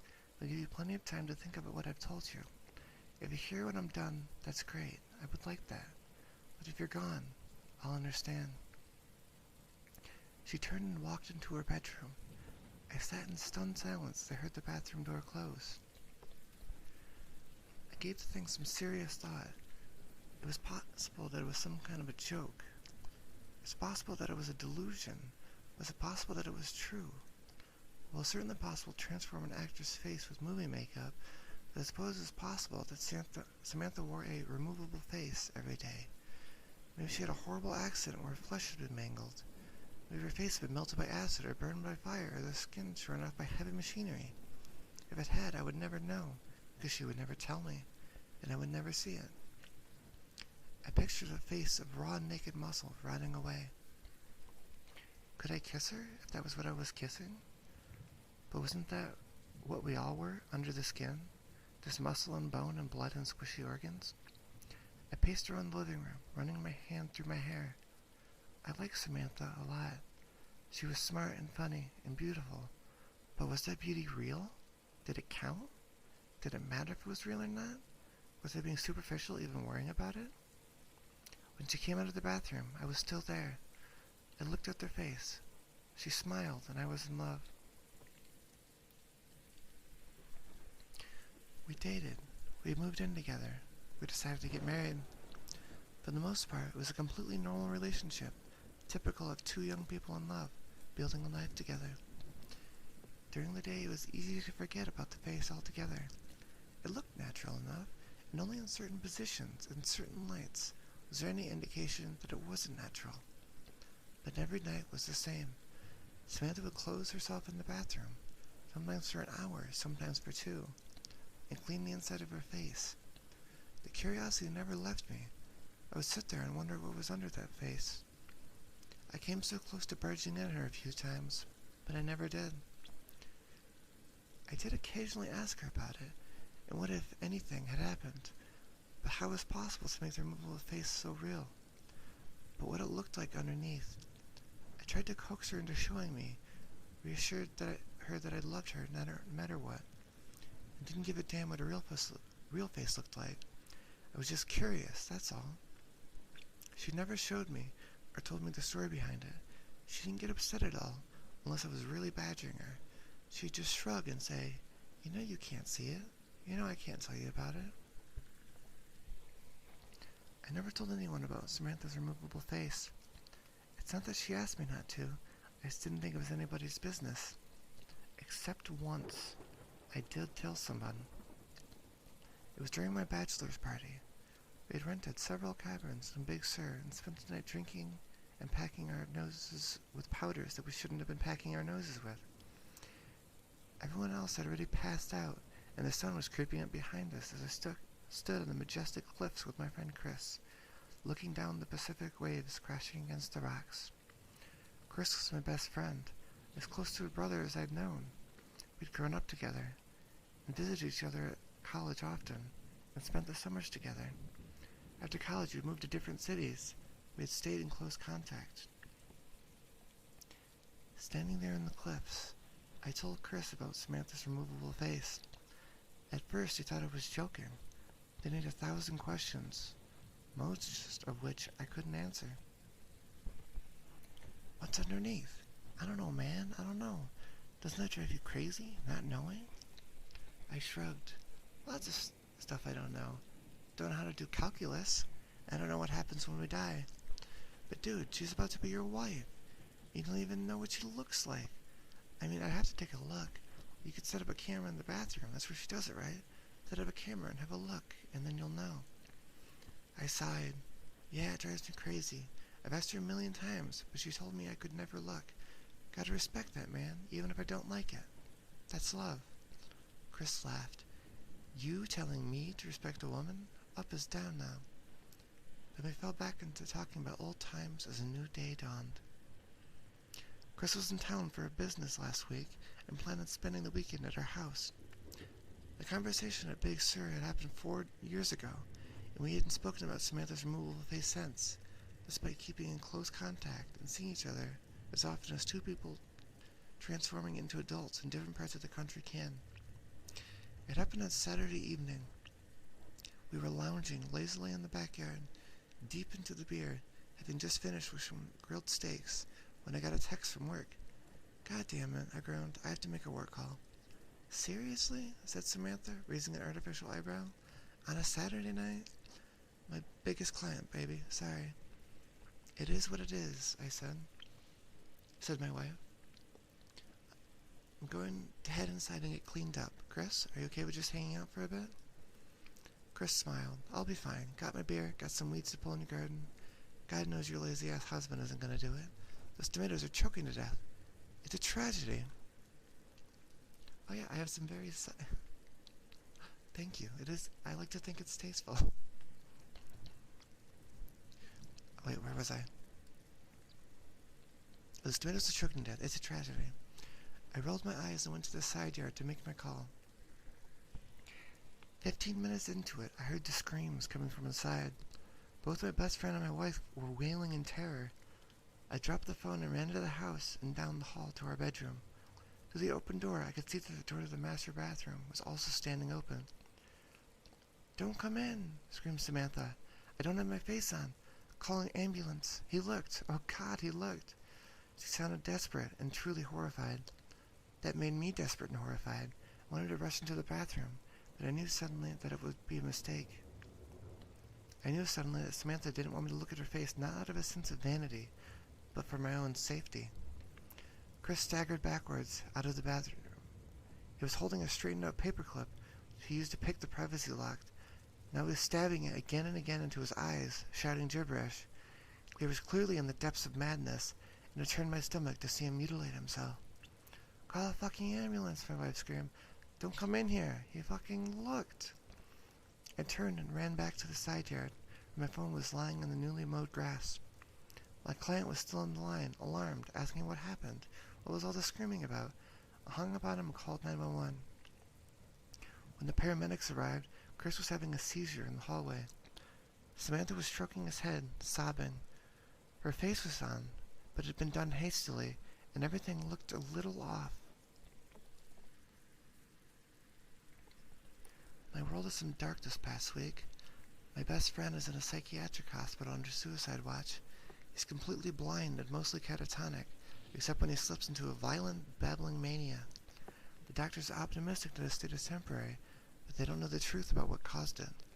They told the paramedics that Chris had taken a large dose of psychedelic mushrooms and fallen into psychosis. I saw no good rush to tell the truth about what I have seen.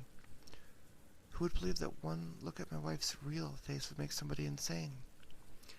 At best, we would be subjects of long investigations. At worst, we would have to prove that what we were saying was true by showing somebody Samantha's face. Then the same thing would happen again. And what after that?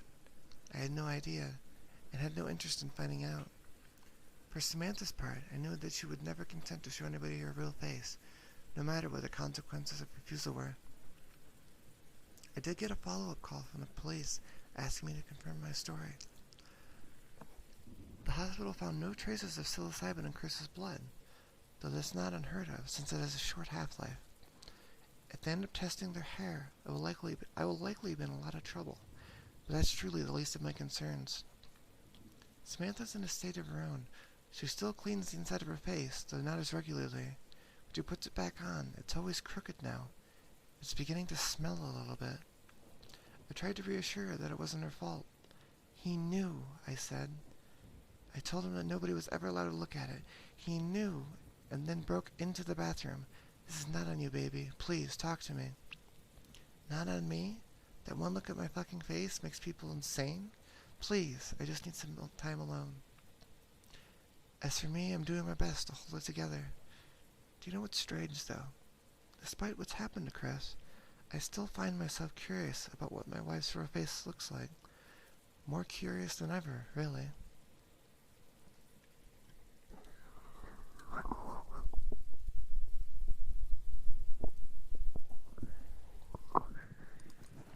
I would look, Chad. I would look. How do you say no to looking? Into the depths of madness.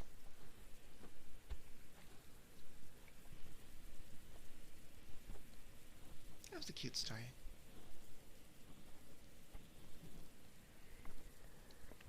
It's probably not a good thing to look, but I would be very curious.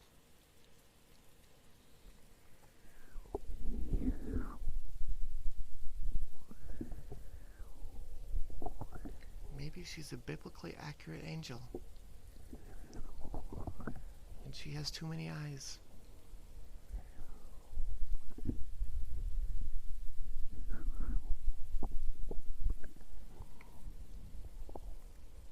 She could be some kind of demon. I like accurate angel though, because that would make sense.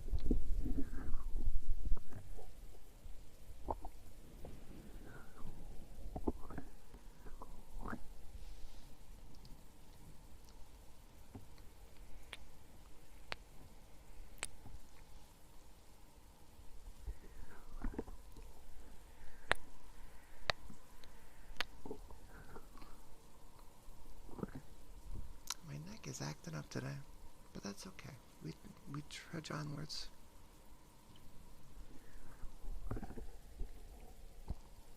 I have another story.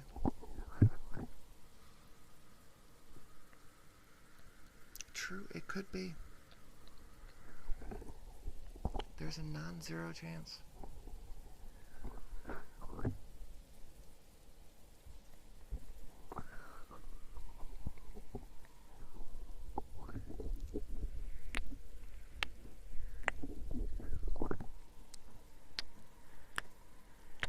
Let me take another drink, and then we'll do the next story.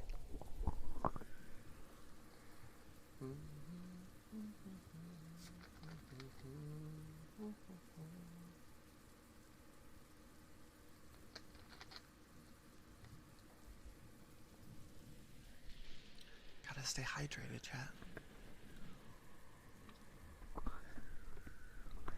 This next one is called My Husband Insists on Keeping This One Painting of a Woman. The moral of the other story is something about curiosity got the cat or something. That's what it is. Never be curious about anything is what the moral of that story is. Or you go crazy.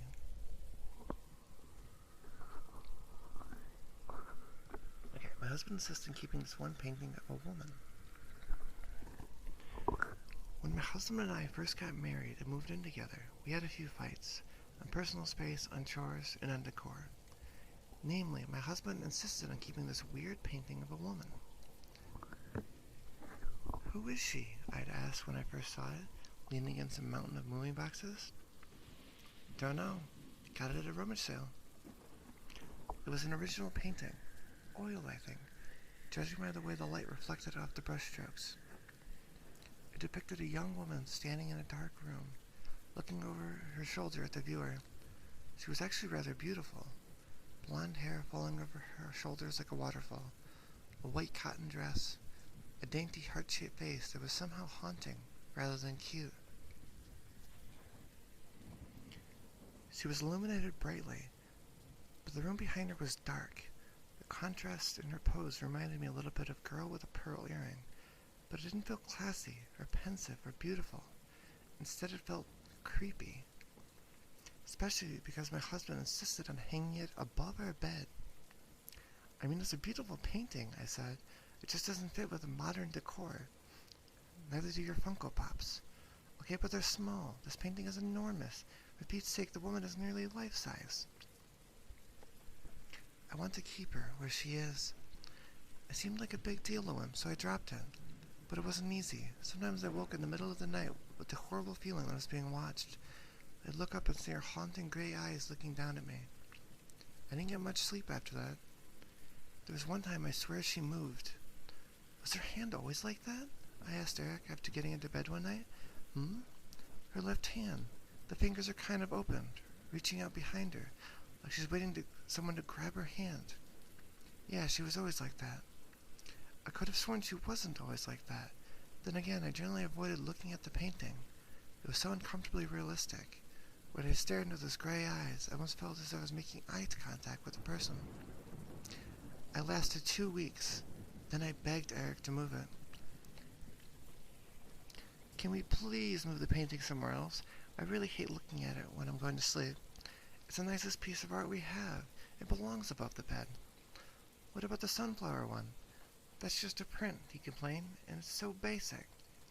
Come on, I'll move my Funko Pops out if you move the painting out. He heaved a long sigh. Fine, I'll move her.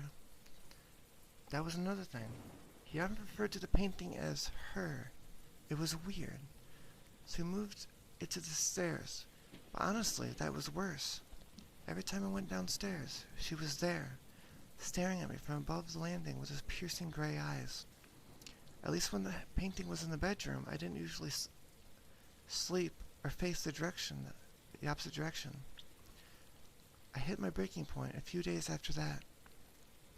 For some reason, I couldn't sleep.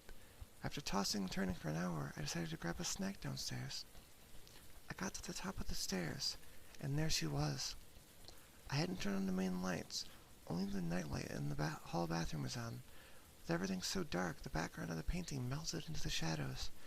But the woman still stood still, with her pale face and white dress. And my stupid sleepy brain interpreted it as an actual person standing there. I jumped about a foot in the air. I would have fallen all the way down the stairs had I not caught at the banister at the last second. Can we please get rid of that painting? I asked him this morning. Eric turned away from the stove, set the spatula down. Why? Last night it scared the frick out of me. I nearly fell down the stairs. He stared at me, as if unable to understand. She scared you? He asked slowly. Well, more like startled me. I thought it was actually a person standing there. He looked at me. Then he broke into laughter. After a few seconds, I started laughing too. It was pretty stupid, now that I thought about it. I know I was sleepy, but still, I thought the painting was a person? What, did I think we were being burglarized by a young, beautiful blonde woman in a nightdress? For now, I'll move her into my office. Then you don't have to look at her at all. That sounds good.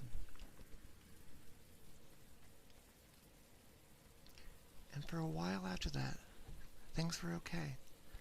I sort of noticed Eric spending more time in his office than usual. He also had a big deadline for a brief coming up. And how would that be related to the painting anyway? It's not like he was staring at her for hours on end. Except that's exactly what I caught him doing. One night he didn't come downstairs to eat dinner with me. I called up to him a few times, no reply. So I went upstairs and walked into his office to find him staring at her. He was just sitting there, his computer closed, no papers on the desk, swivel chair turned towards the woman in the painting. Oh, he said suddenly when I walked in. Then he quickly stood up. I was just about to come down, just sent in the brief a few minutes ago. They're really happy about it. He smiled broadly at me, as if nothing were wrong, and then slipped past me. I listened to his footsteps thump down the stairs. Had he actually just finished working? Or was he just sitting in there, staring at her? I ultimately decided not to bring it up. The painting was out of my sight, and that was great. Besides, I had bigger fish to fry, like my own deadline coming up for an article I hadn't even started. Then on Friday afternoon, I accidentally overheard him on the phone. The voice was muffled through the thick wooden door, but it wasn't hard to hear him. He was shouting almost. I'll have it in by midnight. No, I know it was due on Wednesday. Well, my wife fell down the stairs. I had to take her to the hospital. Those words sent a chill down me. I barged in. Why are you lying about me falling down the stairs? His face paled. He ended the call and turned towards me. I'm so sorry, Tara. I just needed an excuse. I missed the deadline on the brief, and it's my job on the line. The brief you told me you finished 2 days ago? He nodded silently. I crossed my arms. Look, Eric, your work is your business, but we spent like all of 1 hour together all week. Because you've been locked in here all day, every day. I mean, are you even working? Or are you just sitting here staring at her? His dark eyes locked on mine. Then his voice grew soft. You're jealous of her. What? You shouldn't be, Tara, he said, stepping towards me. The painting makes her prettier than she was. I froze, stared at him. Then I finally found the words. Are you saying this is a painting of someone you know? No, he said slowly. Sorry, I misspoke. I meant whoever this is a portrait of. I'm sure it's a flattering likeness. All portraits are flattering like that. I stared at him, my heart pounding my chest. Who is this a painting of, Eric? I told you, it's not... Eric? I stepped towards him. My knees felt weak, wobbling underneath me. Who is this a painting of? He only shook his head. I couldn't sleep that night. I know it sounds silly, being so worked up over a painting. You have to admit it was weird. I was obsessed with this thing for whatever reason. Why didn't I see the painting when we were dating? Did he hide it away in the basement? That was the one place I'd never been. Had he built a little shrine down there? Paintings, candles, the whole 9 yards? The thought of it made me sick. Is it an ex-girlfriend? An ex-wife even? That he never told me about? Getting a painting commission must have cost a fortune. Especially a huge, detailed one like that. I mean, as much as I hated the thing, it was clearly done by someone incredibly gifted. The glint in those piercing gray eyes, a small dimple on her right cheek. But clearly he wasn't keeping it to appreciate the artistry. He knew her. Wherever she is, he's obsessed with her. And then I got the craziest idea. I sat up in bed, slowly, quietly, turned to Eric. He was fast asleep. Then I slipped out from underneath the covers, grabbed my phone from the nightstand, and tiptoed out the room. My bare feet pattered softly across the hallway as I made my way towards his office. Then I pushed the wooden heavy door open and stepped inside. The office was cold, much colder than a bedroom. Goosebumps pricked up my bare arms, but didn't waste any time. I reached over, fumbling across the wall, and hit the switch. The light flicked on. The blonde woman stared down at me from the wall. Her eyes seemed to follow me as I took Eric's leather chair and dragged it across the hardwood. Once against the wall, I stepped up onto it. We were staring at each other, face to face. I've never been this close to the painting before, my face inches from hers. This close I could truly appreciate the detail. Each individual eyelash painstakingly drawn, curving up from this follicle. Thread-like striations of light and dark gray filling her irises. Her skin, so pale and creamy, darted with the tiniest of pores. But I wasn't here to appreciate the artwork. I lifted my phone and took a photo. Then I brought up a reverse image search. It took me a few minutes to find the right website and upload the photo, but when the results loaded, I gasped. I expected maybe one result, if I was lucky, some sort of facial recognition that could match the paint face to a photo. Maybe the artist's website would come up and mention who the subject was. But instead, dozens of thumbnails filled the page of the exact same painting I'd been staring at for weeks. Fingers trembling, I clicked on the first one. It led to a news article. Search continues for missing Franklin art student. My heart dropped. Little black dots danced in my vision. I collapsed into the chair behind me, trembling, and began to read. Anya Kelsing, 23, went missing after a hike with her boyfriend. The two became separated when they came upon a bear. Her backpack was found roughly a mile from where the sighting occurred, but no trace of Anya was found. And the caption under the painting, Kelsing is a third-year student at Franklin College, majoring in fine arts. She recently completed a self-portrait that was exhibited at Lucot, above. I clicked on the news article, and the next. They all said the same thing. Hike, bear, disappearance. All of them showed a photo along with their self-portrait. She looked strikingly identical to her painted likeness. None of them mentioned the boyfriend's name, but it had to be Eric. The most recent article, from 5 years ago, was a video clip of her parents begging for a search to continue, saying, judging by the news articles, it never did. I don't know how long I sat there. All I know is that I was suddenly jolted from my thoughts by a loud thump in the hallway. Footsteps, coming towards the office. I shot up. He can't find me here. I glanced around the room, looking for someplace, any place that I could hide. It was probably too late. Surely he'd seen the light on from under the door. I ducked under the desk, just as he stepped into the room. Tara? I clapped my hand over my mouth, trying to silence my ragged breathing. He couldn't see the chair out of place. He knows I'm here. He knows. Tara, you in here? Why did I hide? I could have just said I came here because I heard a noise, needed a pen, couldn't sleep. Why the fuck did I hide? I was gonna know that I know. Tara, but maybe it's fine. Maybe the bear got Anya. Maybe Eric had nothing to do with it. Isn't that more likely than Eric being a murderer? There you are. I looked up and screamed. Eric was crouched there in front of the desk, staring at me. I was looking for a pen, I stuttered lamely. I wanted to write down. I remembered I have to pick up groceries tomorrow, and I needed to add something. He tilted his head up, a small smile on his lips. I don't think that's the truth, Tara. Make a break for it. I started to lunge out from under the desk. His hand quickly shot out and grabbed my wrist. Hard. You figured out who she is, didn't you? That's the only reason you'd be hiding from me. I trembled in his gasp. What'd you do to her? I whispered. He let out a dry laugh. You think I'm a murderer? How nice. That's the first conclusion you jumped to. No, I don't think you're a murderer, I swallowed. Stupid. If you killed her and he knows you know, then you're dead too.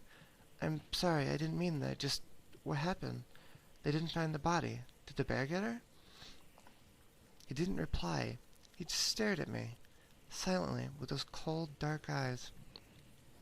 I was jealous, I continued, desperately. But now I understand. I wish you just told me. To lose someone like that, of course you want to keep the painting. It's all you have left of her. You should have just left it alone, he said, his tone oddly emotionless. I'm sorry you had to find out this way. I shouted as he lunged for me. It's over. His hands were clenched tight on my wrists as he dragged me from under the desk. I pulled back, trying to wrench myself free, but it was no use. Thump. A loud crash sounded behind us. Eric whipped around for a split second, his grip released. I acted instantly, pulled free from him, and ran, pivoting around the desk and racing towards the hall. As I glanced back, I saw Eric starting after me, but I also saw what had made the noise. The painting of Anya had fallen from the wall. It lay askew on the floor, her gray eyes staring emptily upwards.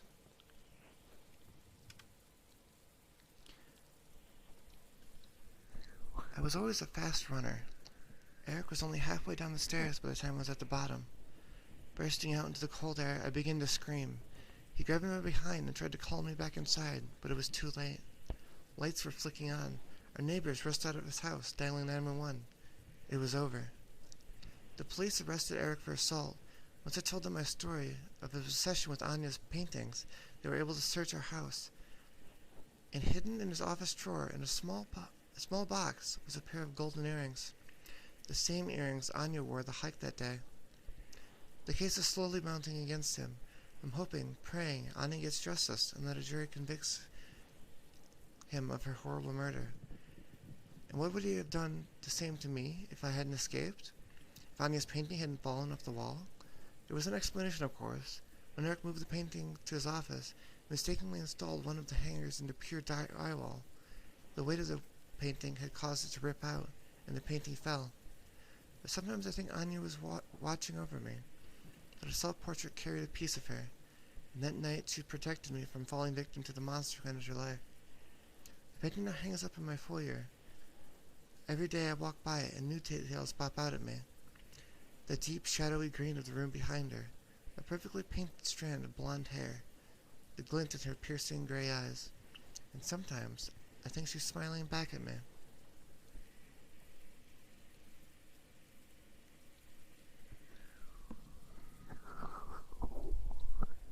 Oddly wholesome ending. I expected that to go poorly.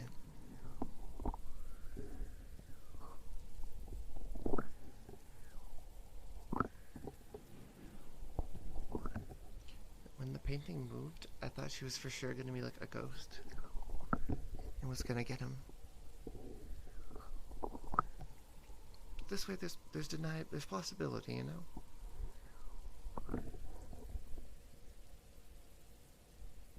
Maybe it was just a coincidence that it fell. True, sometimes early divorce is the best option. And can lead to not being murdered by your crazy husband. Very true.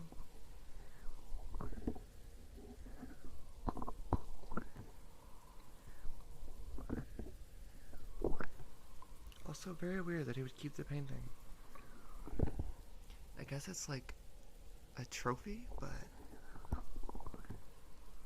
you gotta know that'd be your undoing someday, right?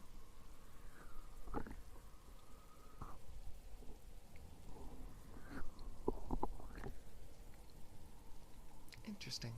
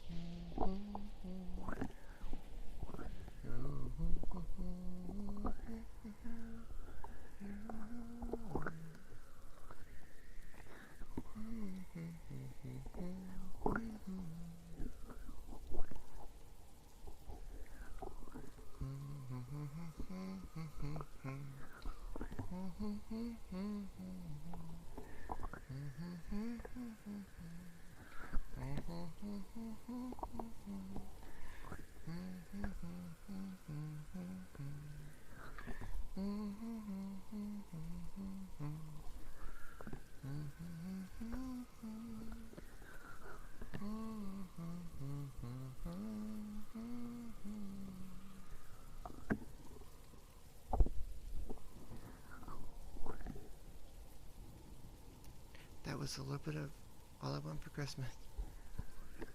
That one was for chat.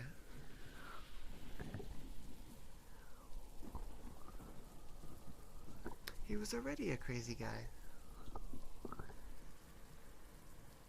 He just hid it. It's probably a good thing to hide the crazy. Probably a good idea.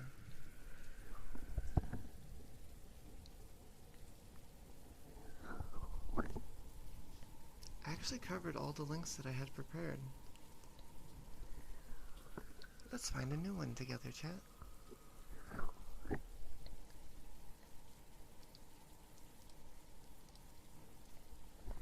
I'm just doing like a quick load read through. Just to make sure it's not like too safe for work. I mean, not safe for work. It's not that.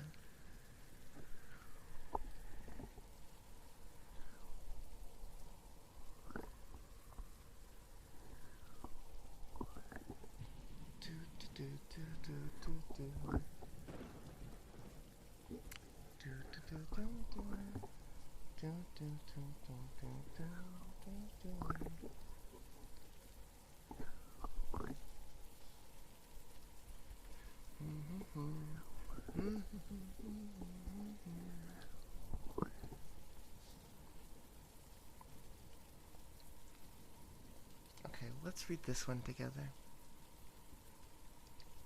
This one I think is goofy. We can use a goofy one. My wife forgot to delete her browsing history. I can't believe what I found. Not clickbait, click here.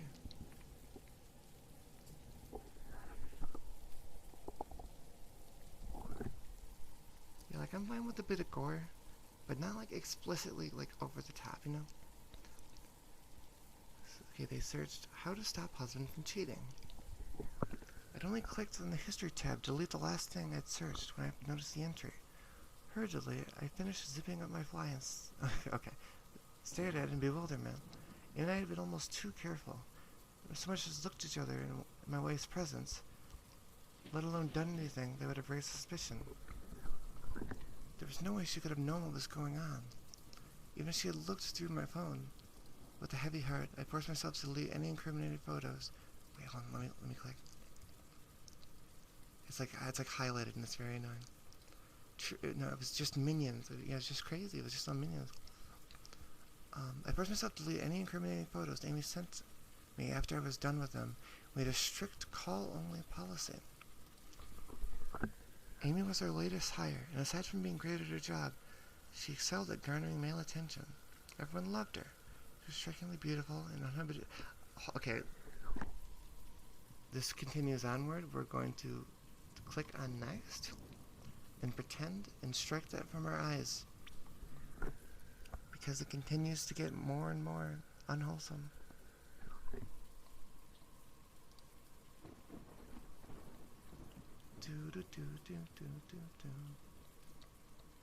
Okay, I have not. Let's do this. Let's just start reading a story, and if it's bad, we'll just immediately stop. The Raven. How long is this one? Oh, wait, no. That one is also not safe for work. Let's not do that one. Streamer attempts to find wholesome story to read and fails. ASMR.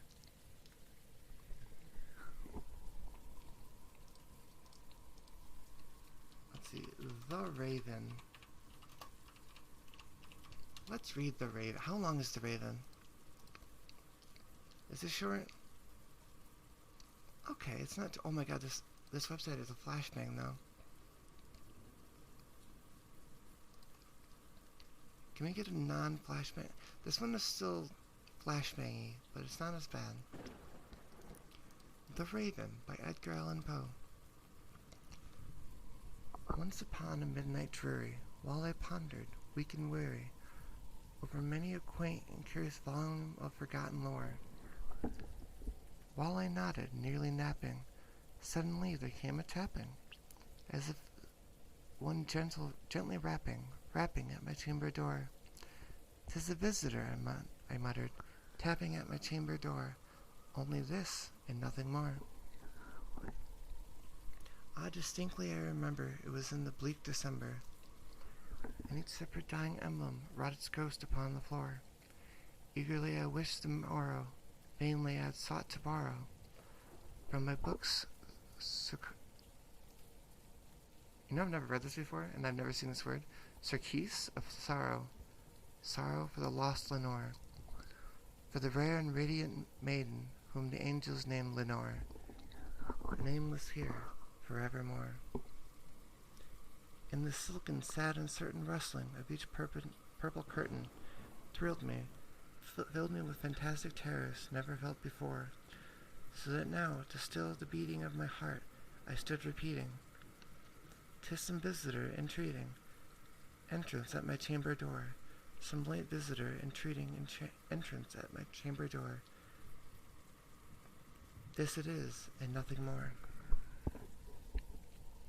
Presently my soul grew stronger, hesitantly, then no longer. "Sir," said I, or madam, "truly your forgiveness I implore. But the fact is I was napping, and so gently you came rapping, and so faintly you came tapping at my chamber door, that I scarce was sure I heard you. Here I opened wide the door, darkness there, and napped no more." Deep into the darkness peering, long I stood there wondering, fearing, doubting, dreaming dreams no mortal ever dared to dream before. But the silence was unbroken, and the stillness gave no token, and the only word there spoken was the whispered word, "Lenore?" This I whispered, and an echo murmured back the word, "Lenore!" Merely this, and nothing more. Back into the chamber turning, all my soul within me burning, soon again I heard a tapping, somewhat louder than before.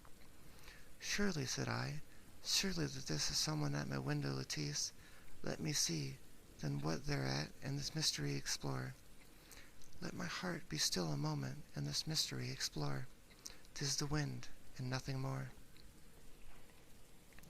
Over here I flung the shutter, when with many a flirt and flutter, in there stopped a stately raven of the saintly days of yore.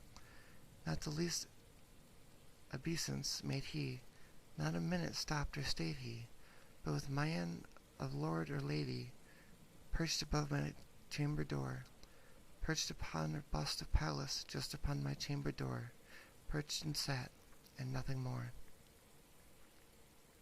Then this ebony bird beguiling my sad fancy into smiling, by the grave its stern decorum of the contents it wore, though thy crest be shorn and shaven, thou, I said, art sure no craven, ghastly grim and ancient raven, wandering from the nightly shore, tell me what thy lordly name is on the night's Plutonian shore.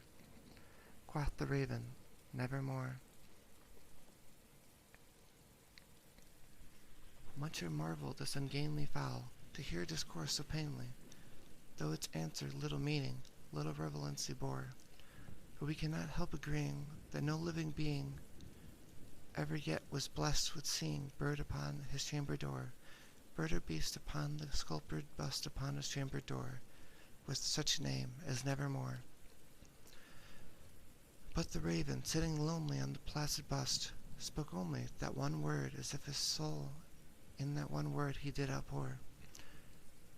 Nothing further than he uttered, not a feather than he fluttered, till I scarcely more than muttered, other friends have flown before. On the morrow he will leave me be, as the hopes have flown before. Then the bird said nevermore. Startled at the stillness, broken by reply so aptly spoken, doubtless, said I, what it utters is what is stock in store, caught from some unhappy master, whom unmerciful disaster followed fast and followed faster, till the songs one burden bore, till the dirges of his hope a melancholy burden bore, of never, nevermore. But the raven still beguiling my sad fancy into smiling, straight I wheeled a cushioned seat in front of bird and bust and door. Then upon the velvet sinking, I betook myself to linking fancy upon fancy, thinking what this ominous bird of yore, what this grim, ungainly gaunt, ominous bird of yore, meant in croaking forevermore.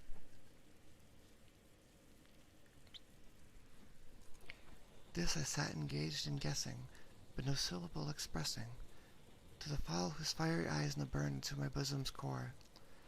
This and more I sat divining, with my head at ease reclining, on the cushion's velvet lining, that the lamp light gloated o'er, but then whose velvet violet lining with the lamp light gloating o'er, she shall pass, oh nevermore.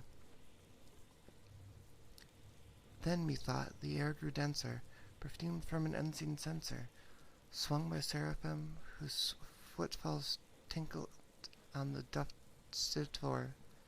Dufted, wretch I caught, the guide had lent thee, by these angels he hath sent thee, respite and repent, from thy memories of Lenore. Quaff, oh quaff this kind nepenthe, and forget this lost Lenore. Quaff the raven, nevermore. Prophet, said I, thing of evil, prophet still of bird or devil, whether tempter sent, or whether tempest tossed thee here ashore, desolate yet all undaunted, on this desert land enchanted, on this home by horror haunted, tell me truly, I implore, is there a balm in Gilead? Tell me, I implore. Quoth the raven, nevermore. Prophet, said I, thing of evil, prophet still, of bird or devil, by that heaven that bends above us, by that God we both adore, tell this soul with sorrow laden, if within the distant Aden it shall clasp a sainted maiden, whom the angels name Lenore, clasp a rare and radiant maiden, whom the angels name Lenore. Quoth the raven, nevermore. Be that word or sign in parting, bird or fiend, I shrieked upstarting, get thee back back into the tempest and the night's plutonium shore. Leave no black plume as a token of that lie thy soul hath spoken. Leave my loneliness unbroken. Quit the bust above my door. Take thy beak out my heart, and take thy form off from my door. Quoth the raven, nevermore. And the raven, never flitting, still is sitting, on the pallid bust of Pallas, just upon my chamber door. And his eyes have all the seeming of a demon's that is dreaming, and the lamp light or streaming throws his shadow on the floor, and my soul from out that shadow that lies floating on the floor shall be lifted, nevermore.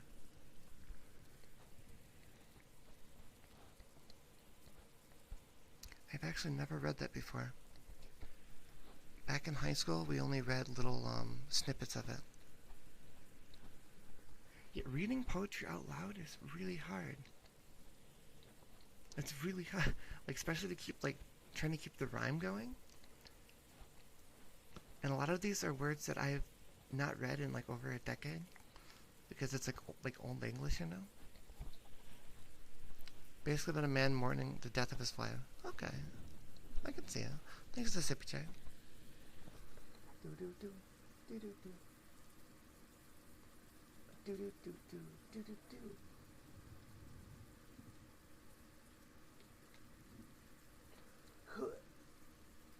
Oh, my arm is about to give up from holding this.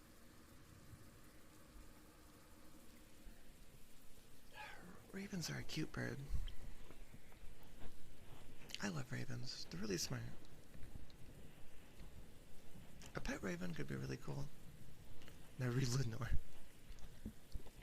Okay, now I'm going to read the Iliad from beginning to end right now. What other famous, very long philosophy should I read? I'm not, we're not reading. Only has 4 stanzas. Let me look. Lenore. Why is every website a flashbang? Yeah, I'm gonna read all of... Edgar Allan Poe was only, 40 when he died? I'm just looking at his lifespan. 1809 to 1849. Crazy. Okay, Lenore is short. I've never read this before. That would be a very in the time period thing.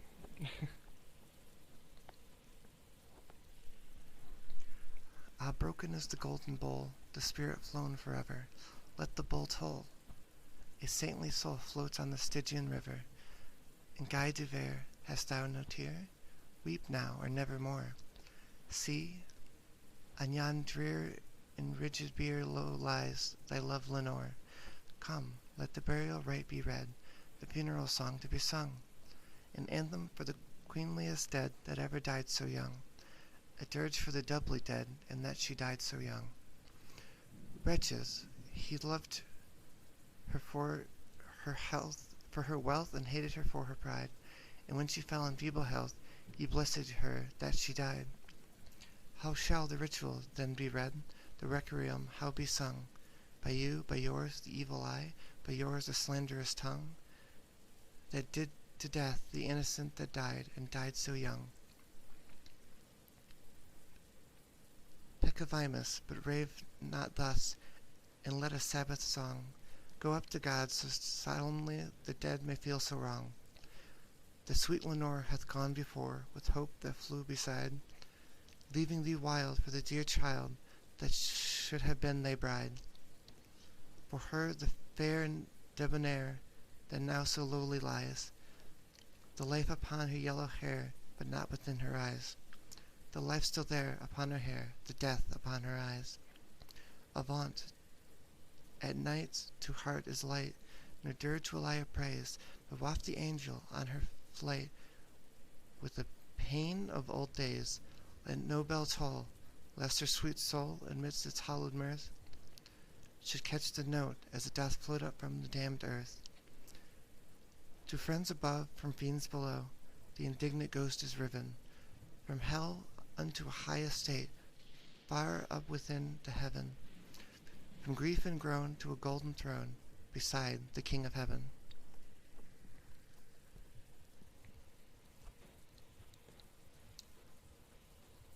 Interesting. His wife and died at the same age of the same disease. That's really weird.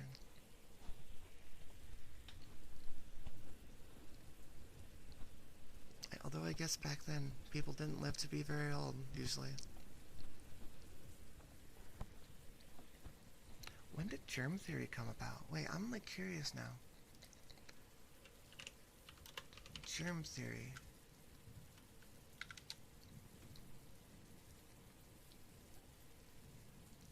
Would this be so around the time of him? It was the 1860s.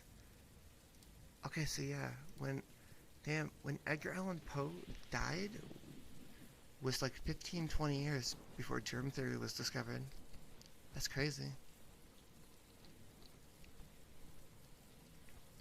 So yeah, back in those days, people died of a lot of things. A lot of preventable things, because they didn't know it was preventable. I remember reading up on a bunch of alternatives to germ theory, just as a funsy, like what they did back in the day. Tuberculosis. Oh, that was really common in that time period, right? Whenever I hear about the time period, I hear about tuberculosis.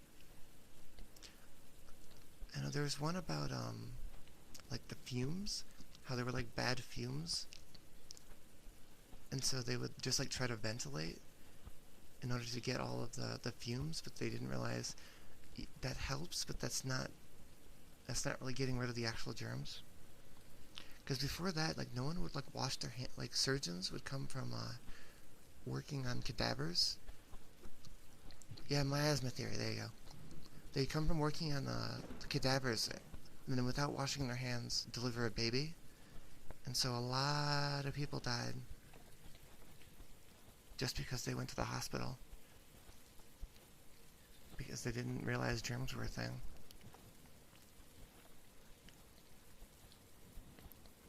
It's like, I know during the Civil War, a lot of people died mostly of infection, because they would just amputate legs and stuff, and they would use the same tool on multiple people. And so it would just be the chain reaction of sicknesses.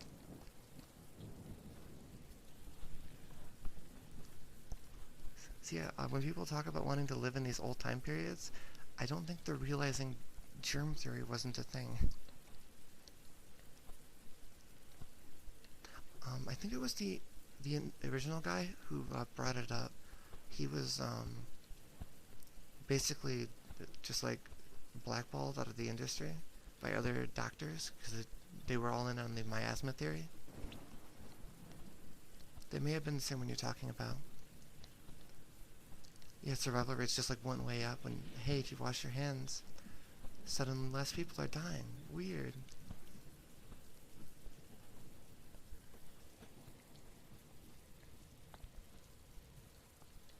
Oh yeah, boiling would help a lot, yeah. Yeah, a lot of the saws and stuff. Also, their anesthesia wasn't as good back then. Basically, everything about the medical field back in that time period sucked. So hospitals were just like dungeons of death that you really, really didn't want to actually go to. 8 doctors shoved their hands in his mouth. Oh my god.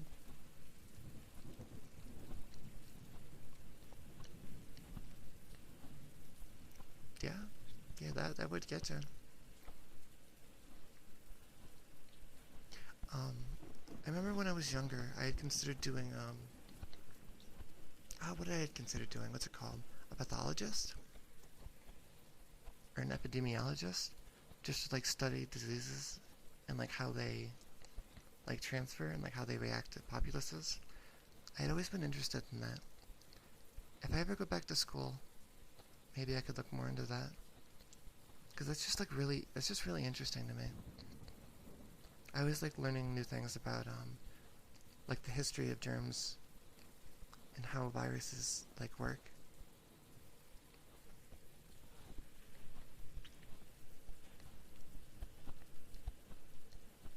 Because they might get, yeah. If you get injured, the infection from the injury, it was more likely to kill you than the actual injury. Because we didn't even have penicillin back then. Fun fact, I'm allergic. I have told every doctor so many times. Yeah, I brought it up before, doing, I'd like to do something in medical. Not necessarily, like, curing people, but, like, I don't know. Like, being an autopsy assistant would be pretty cool. You only need, I think, a 2-year degree to actually, like, do the job. You're basically just, like, kind of the nurse for the cadavers. Basically, you just do all the little stuff, like weighing all the organs and getting all the measurements written down and all that good stuff. So that way the actual autopsy person who hired you just does the actual, like, cutting up and everything. You do all the busy work, basically. And that's always sounded interesting to me. I don't know if it pays very well, though. Oh, I know why at this point. Let's Google autopsy assistant salary. It's not going to be very high. Okay, average in my state is $33K a year. Okay. Interesting, interesting. The mosquito bites must be hell for you then. They're already so annoying. You have to keep in mind my state standard of living is also extremely low. Like, unholy low. Yeah, the same job in New York is $58,000. Average. Like, housing here is actually extremely cheap. Like, my house in California would be like, just because of the land, would be like millions of dollars, just because it's so much. Because without doxing myself, we have a little bit of a yard. It's not like crazy, but this land in Cali would be like insane. But we have a lot of land. Yeah, we live in the middle of nowhere. So, like, there's nothing to really, like, go to. So that's why our housing costs nothing. Because there's nothing to do. There's no jobs, there's no entertainment. There's basically, there's like no industry here. Yeah, basically. My closest neighbor is like that far away, and then it's like, yeah, it's like literally like a mile or two before you reach other people. If I walk down the main road, it's not even that busy. Just because no one drives there, because what's the point? There's nothing to go for here.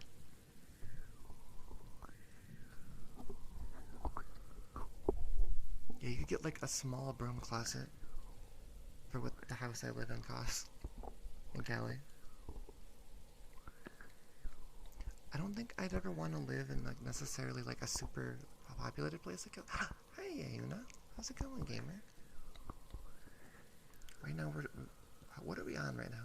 We were talking about medical stuff, and then we got into pathology, and then autopsy stuff, and now we're on money and cost of living. We've somehow come all the way around here. But yeah, I've always considered doing autopsy assistant, because it's just a couple-year program. But then again, I'd have to actually be able to go outside. I'm doing really well, thanks for asking.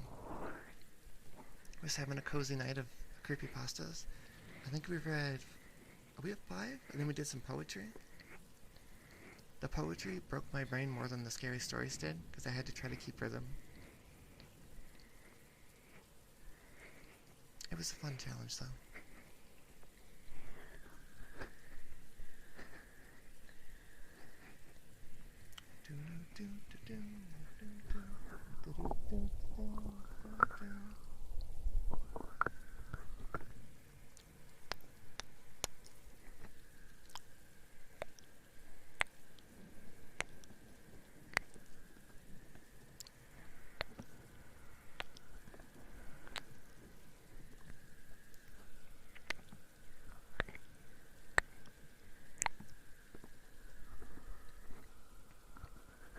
everyone's doing well. What other stuff was I looking into maybe doing? Mental health stuff has always been interesting to me. I don't think I could ever do like social work just because I'm not built like that. Looking forward to a greater. Oh my god. Yeah, I know, especially in Cali, housing is insane right now. A lot of states have the problem right now, but I think Cali is probably the worst I can think of right now. I know places in Australia are really bad right now. I don't know if they're as bad as Cali, but it's not good.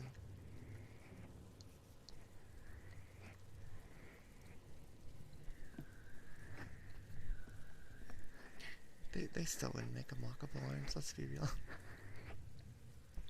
That's the dream though. I'd like sidewalks. Sidewalks would be nice. I don't have them where I live. They're unheard of.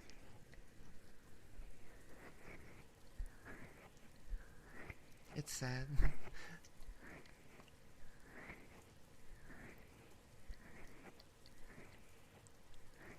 You're taking parking lots away. Parking lots are a lot of space. That's probably a good thing. Use the space for something better.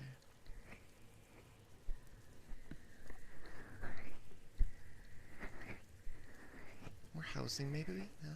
Hear me out. See, ideally, that's what we would have, in my ideal. Like have buses and trains that ran like very regularly, so we wouldn't have to check schedules because you know the next one's coming in like 15 minutes anyway. True, you could build one of those. That would be a good alternative. Actually, I like that idea more. Let's do that one. The first of its kind. Okay, what other spooky stories we got?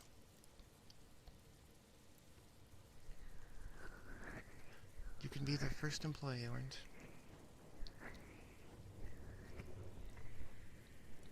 Let's see. What other spooky stories are here? Chaos.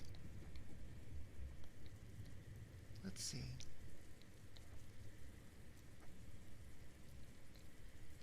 Wait, what? I'm just like trying to proofread a story real fast. Okay, this story is goofy. Let's do a goofy story. Why not? It's light.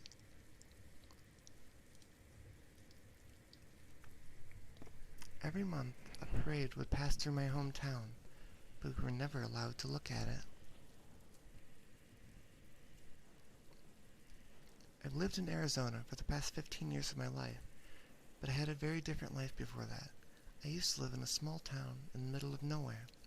I couldn't even tell you what side of the country it's on, or if it even is in the United States. It was a small forest town with dense trees in all directions. But where exactly this particular forest is, well, your guess is as good as mine. The only thing I know for certain is the name of the town, Point Pine. I lived in Point Pine for the first 10 years of my life, before we moved this summer after my 10th birthday. Once we left, my parents never spoke of it again. In fact, they acted like it never even existed, and to them, I guess it didn't. I don't really blame them either. I caught on pretty quickly and realized that they were trying their hardest to forget the memory of Point Pine. Whenever kids at school asked me where I was from, I simply told them I was from a small town that they'd never heard of. I also learned early on that any questions about Point Pine would be met with punishments. A few months after we moved to Arizona, my older sister Felicity had a school project about family history. She did it on her life in Point Pine and wrote about some of the things she remembered from there. Our mom found a project the day before she turned it in and burned it in the backyard. When Felicity came home that afternoon, my parents took her up to her bedroom, where I heard Felicity crying out every few minutes in what I assumed was pain. I said nothing. From that moment on, Neither one of us mentioned Point Pine again. Except for me, right now. I've decided to tell you all about it. I don't know what is causing me to remember all these things that are locked up in the deepest parts of my brain. Maybe it's the fact that my father died about a week ago. Since he died, my mom has remained silent, hasn't said a word to anyone. She hasn't even cried. Yet my parents burned my project. Sorry. In fact, she ended up sending my father's remains off to God knows where. My money is in Point Pine, though I'd be crazy to ask. I've started recalling little random things about the town that at the time seemed like normal everyday things that we as residents were all used to. Now as I look back, I realize that they're not as normal as I thought back then. One peculiar thing about Point Pine had to do with the Point Pine Bakery. Whenever you went in there, the owner, Mr. Terrence, always knew what you were about to order. I remember the kids having some sort of rumor about Mr. Terrence being a magician who could read minds. Also, whenever you paid for your baked goods, you had to tip Mr. Terrence with your old item of clothing that you had grown out of. There was a giant box up by the register that everyone tossed old baby clothes and shoes into. That was one of the odd things, though you come to realize that it won't seem that weird in comparison to some of the other things about Point Pine. Every year on your birthday, you had to get blood work done. I don't think anyone really knew what the point of this was, or if they were actually looking for something. We just all knew that our birthdays would start off with a trip to the Point Pine labs. Everyone had to be up at 8:13 a.m. There was a system of speakers placed around the town, like an amusement park or something. It was 8:13, without fail. The wailing alarm sound would ricochet through the neighborhoods, waking everybody up. This was followed by parents running to wake up their children and get them out of bed as quickly as possible, like the house is on fire or something. Sometimes I expected it to be. All the Point Pine schools were placed in different areas of town. Point Pine Elementary was pointed towards the east side, middle school was in the west, Point Pine High was in the dead center of town, and University was up on a small hill near the south. If you hadn't noticed by now, every point in town was named Point Pine blank. The Point Pine Cafe, Point Pine Mall, Point Pine Grocery, etc., etc. Certainly one of the weirdest things by far that took place in Point Pine was the Point Pine Monthly Parade. It happened every month without fail. It was never on the same date, and each month a student from Point Pine High was chosen to be in it. The weird thing about the parade was that we weren't allowed to watch it go by. Not on the streets, not from the windows, not even on television. That was one of the most enforced rules. You must never, under any circumstances, look at the parade. In fact, for the most part, we weren't even allowed outside when the parade passed through. We always knew when the parade was about to start because it always happened the same way. You hear a chorus of voices, like a church choir, singing a melody. It wasn't a familiar one that I knew. I was only familiar with it in the sense that I heard it once a month. It sounded like it could be from a nursery rhyme or something similar. The voices seemed to come from everywhere and nowhere all at once. It was like they were coming from the sky, the ground, the trees, the buildings, like everything in Point Pine was singing. Once you heard the first note, you had 5 minutes to get inside a house or a building that had locks on the door. This might come as a surprise, but in Point Pine, not many buildings contain locks. If you happened to go out and about on the street when the singing started, you had about 3 options on the places you could go. One of the schools, the staff breaker room in the Point Pine bar, or the fridge in the Point Pine pizza shop. One day, in the month of August, my friend Lee and I decided that we were going to break the rules and not go inside when the parade passed. Now when I think about it, I'm surprised the kids didn't do this more often, considering that, well, when you tell kids they must absolutely never do anything, they often do that exact thing. Since we didn't know when the parade was coming, where it started, or the exact path that it took place from, we did the smartest thing we could do. We figured the smartest thing we could do would be wait in the forest near the Point Pine Library until the parade eventually came down the street. So we decided to spend about half a month of August hanging out near or around the library. Around the 3rd week of the month, we were waiting on the steps of the library, talking about some random things that weren't important. We heard the music start. Lee and I looked at each other and took off running into the trees, while everyone else raced to the nearest school. We went far enough into the forest that someone on the street wouldn't see us, but stayed close enough so we were still able to see a part of the road. We waited for a while, whispering to each other and then shushing one another as we waited for the infamous parade to pass. This year, my sister's friend Reed was chosen to work in the parade. She's a few years older than my sister. They were friends because Reed used to live next door to us when we were younger. We were crouching in the bushes and leaves when we heard the chorus of voices getting louder and therefore closer. "Dude, I totally see it," Lee hissed. I straightened my back a bit in the crouch position to try to see what Lee was seeing. I was always a short kid. Even now I'm shorter than most guys my age, or any age really, so Lee always pretty much towered over me. "I can't see anything," I hissed, shifting my position. "Shh, they might hear us," Lee hissed. I stopped moving and instead waited for them to get closer, where they were bound to pass right in front of my line of sight. Oh no, oh crap. Suddenly Lee dove to the ground, landing in the fetal position, with his head cradled in his hands. "What?" I asked, looking from him to the street. "I saw her. I saw that girl," he exclaimed. "Reed?" I asked, looking over to try to spot her. Lee grabbed me and slammed me to the ground. "Ow!" I exclaimed. "What was that for?" I asked. "You don't want to see it," Lee said. I noticed that the first time in all the years I'd knowing him, Lee looked absolutely terrified. I turned my back on the parade and sat down to look at Lee instead. "What did you see?" I whispered. "Those things, they did something to her. They're eating her, Cody, but she doesn't even care." I looked at Lee, who still had his head in his hands, and he was crying now. I sat with my back to the parade, no longer wanting to see. I heard the singing get louder. "Cody," I heard the voices calling. "Don't look," Lee whispered. "Cody, Cody." Now the voice sounded like Reed. "Look at us, Cody." I shut my eyes. The voices went on for a few minutes longer, and at one point Lee started wailing. I kept my eyes shut the entire time. After that, it moved along, continued its way through town. Once we began to hear everyone coming out of their hiding places, I stood up and leaned down to help Lee get up. Once he stood up, he kept his head down. "Lee, what's wrong?" I asked. I could hear him sniffling. "Lee?" He finally responded as he lifted his head. It took my eyes. I will never forget the dark bleeding holes in Lee's face as the cuts around his skin.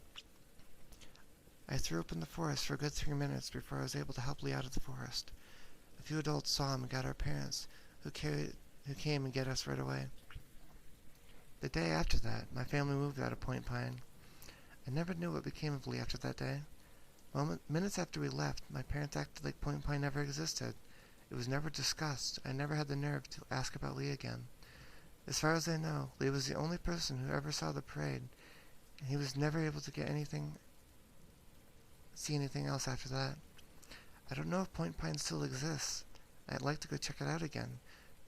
But even if I knew where it was or how to get there, I don't think I'd ever go back.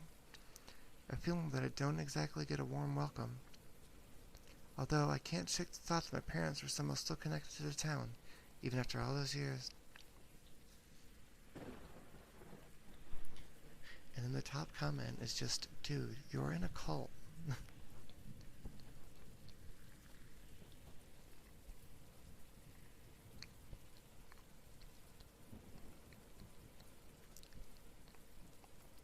So they just sacrificed a random kid every year. Bedtime. That's a good boy. Going to sleep at a reasonable hour. It's a good boy. Now get some rest. Every day is a long day, so tomorrow will be a long day. True moral of the story is that Alabama goes crazy. That's a good boy.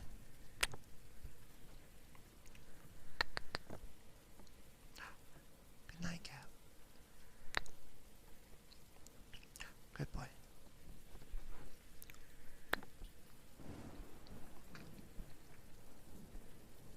was a fun, goofy story. It was fun. A very, like, classic. You have no idea what's going on, but you know it's weird, and then an unexplainable thing happens, and then it ends. Those are always fun.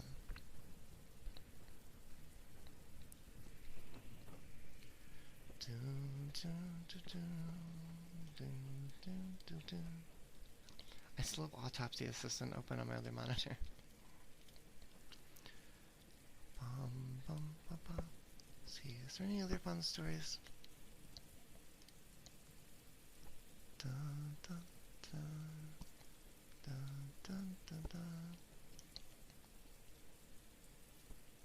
Some of these stories I remember reading a long time ago, but they're so long, I don't want to read like a 20-part story right now. A fun one though, if you're looking for a long read, I remember, what's it called? Has anyone heard of the Left-Right game? I remember that being a fun story. I read it like probably 4 or 5 years ago, back when it was new. I've never seen that before.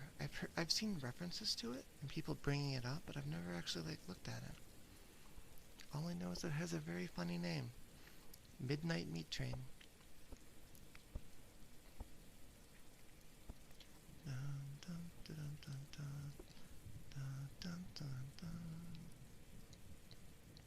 Let's see. Let's look for another. This story is way too long. That's like 10,000 characters. Oh wait, potential. Dun, dun, dun, dun, dun, dun, dun. Okay, let's do. I listened to a true crime podcast about myself. Let's take a sip first, though.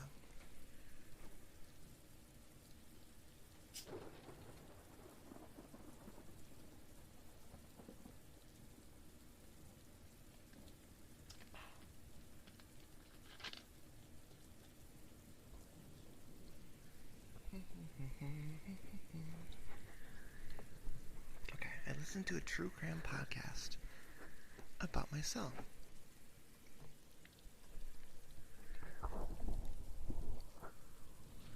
Every night on my walk home from work, I listen to true crime podcasts. Even though my favorite podcast already released their episode for the week, the app said there was a new one. Excited, I hit play. It was a small town, the kind that still has mom and pop shops lining the streets, the kind where everyone knows your name. Little did the residents know they would soon be rocked by a horrible crime. They stopped at a traffic light. The red glowed in the darkness, glinting up the red street. A black SUV slashed by. Across from me, eerie blue refrigerator lights glowed from inside a corner deli. The chairs all up on their tables, feet in the air. The signal turned to walk. That chilly September evening was no different for the young student. She left her shift at a local store and walked back home. Except she never made it home.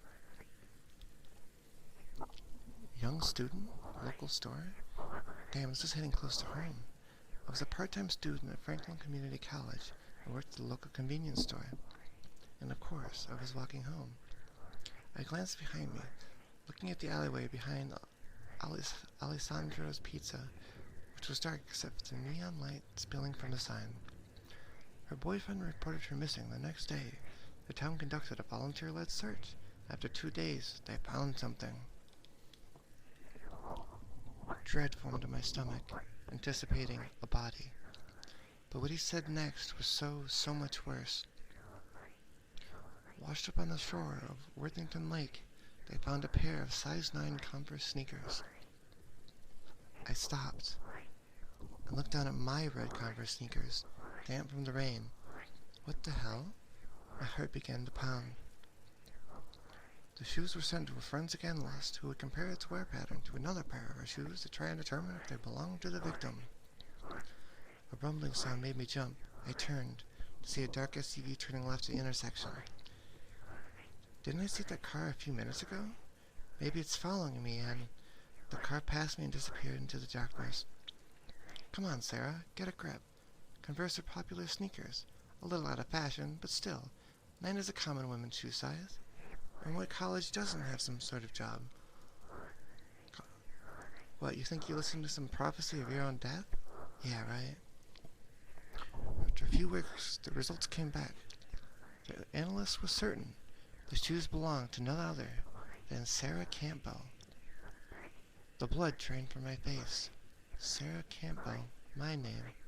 How the fuck? How? I didn't have time to think. I forced myself to move. I broke into a run. The small shops turned into a colorful blur. Searching the lake came up empty, without a body. A crime was hard to solve. Police didn't give up. Finally, a witness came forward. Someone seen a car parked at the lake that night, around 2 a.m. A black SUV with darkened windows. No. What the hell is going on? I whipped around. The street was empty. No people, no cars, no witnesses, except the little voice in the back of my mind, the one that's watched way too many true crime shows. My eyes scanned the shop, all closed. There were 6 black SUVs matching the witness's description in the Franklin area, but one of them in particular caught Detective Nolan's eyes, belonged to Jen Kelly, a registered sex offender. The sound was so soft I almost didn't hear it over the voice of the podcast.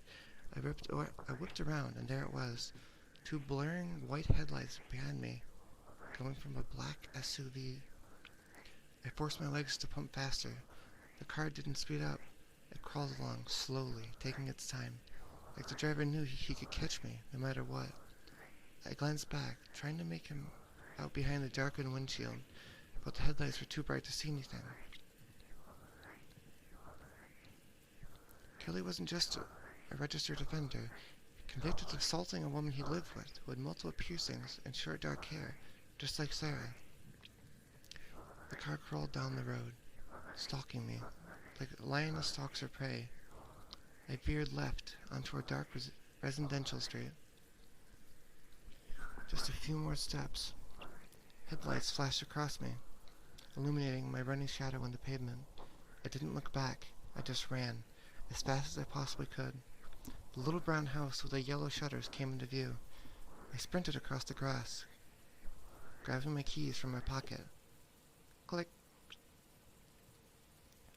I threw the door open and slammed it shut behind me.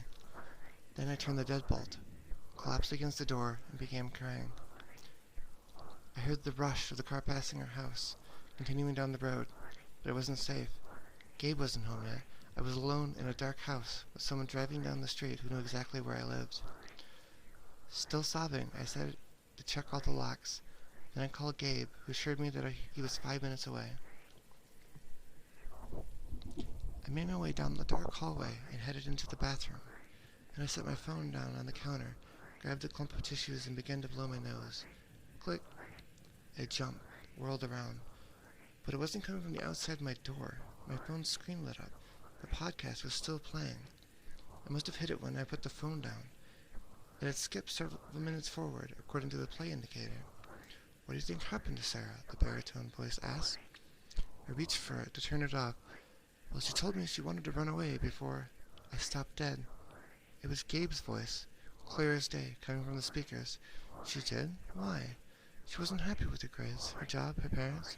She told me sometimes she dreamt of just moving to some random state and leaving it all behind. I froze, staring at the mirror. I never said that. Never. Gabe was lying? I mean, that was hurtful to me as her boyfriend, you know? Thought we were gonna get married someday, but apparently she didn't feel the same way. My heart pounded in my ears. So you think she just skipped town and is happily living her life out somewhere else? Rather than being abducted or murdered? A pause. Yes, that's exactly what I think.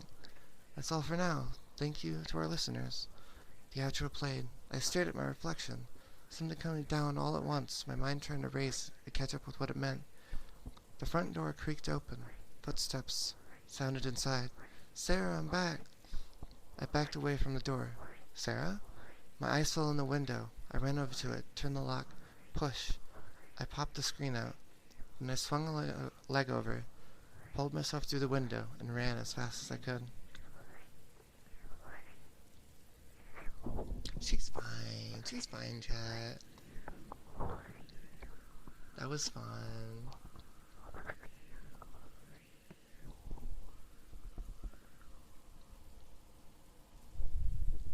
What a twist.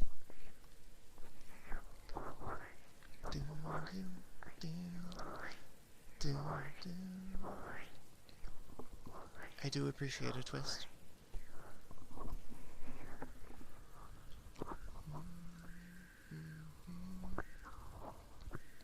Let's see. I'm just quickly proofreading another one to make sure there's nothing weird in there.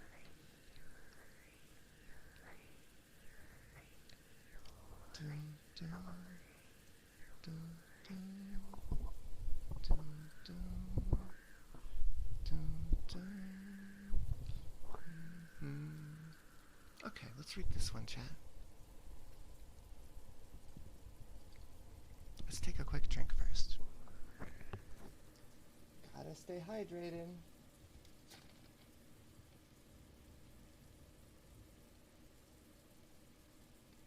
True, gotta make sure there's no weird erotica in here. I am sponsor friendly. I'm crazy. Okay, let's read this one. Did that one to just go by mistake? Uh-oh. They did an oopsie whoopsie. 50 Shades of Grey. No! That book is just smut. No, don't read that in class. That's terrible. Oh no. That's an oops-a-daisy moment.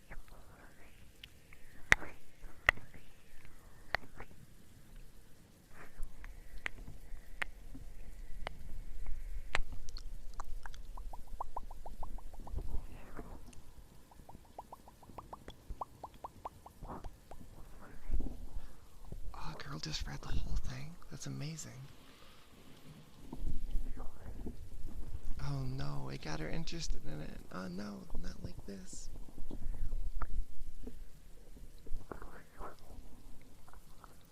They corrupted the student. Oops.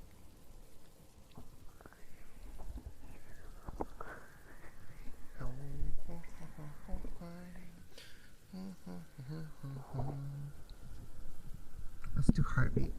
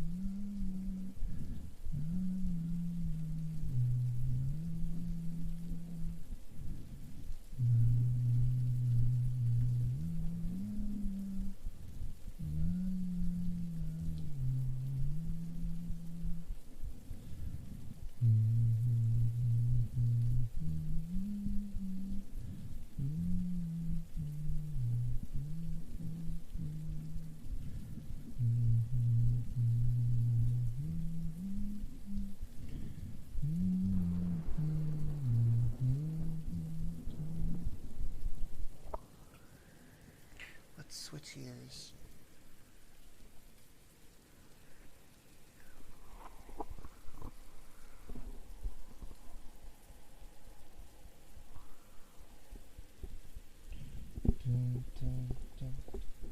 The very hungry caterpillar ate everyone in my chat. It was very hungry.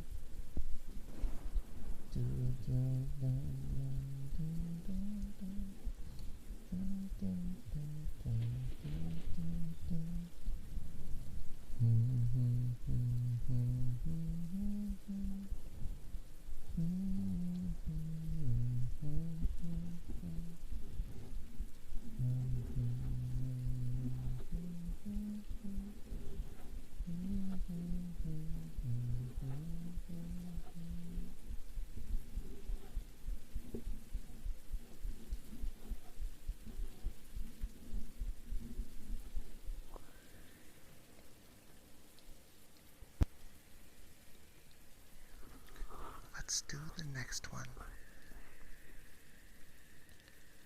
This one is called We've Been Locked in Our Classroom for Days, and our teacher is starting to act very strange. Day 1. We had just opened our textbooks to Chapter 8 when the alarms blared overhead. A red strobing light spun by the door as metal slats slid down the wall to seal us in. The others started to stir and panic at their desks. No, class, I'm sure everything is fine. Probably just a drill. Mr. Jonas held up his hands in an attempt to soothe the crowd. Just as he was about to open his mouth, Evie came over the intercom. Level 3 contagion located in the south quadrant of campus. Lockdown protocol is now in effect. Isolation protocol is now in effect. Oh no. The teacher suddenly looked pale and a little bit panicked himself. Day 3. I slid my rook across the tiled chessboard to overtake Patricia's bishop. She stuck out her tongue in defiance as I removed it from the board. I smirked and then shoved another salt and cracker in my mouth. Mr. Jonas said we shouldn't be in here much longer. Probably just the CDC taking a while to quarantine and eradicate the contagion. He said it must be a pretty nasty virus that they're keeping us locked in the classrooms. We have enough snacks for another day or so. It's been difficult to ration properly when all you have are crackers, candy, and canned cheese spray. Overall, though, we were keeping our hopes up, which was all we could really do. Staying positive. For now. Day 5. The room was starting to smell foul. We designated some buckets in the corners of the bathrooms. They were about half full and beyond putrid. We ran out of food last night. My stomach rumbled with hunger, but I did my best to ignore it. I didn't like playing chess or reading anymore. Instead, I just napped at my desk as much as possible to pass the time. I was hoping at any moment I'd be awoken to the doors opening so I could go home. I missed my parents. Mr. Jonas was losing his composure too. He'd been put together up until this point and ensuring we were all calm, but his eyes looked a little wild now, and he kept pacing the room, talking to himself.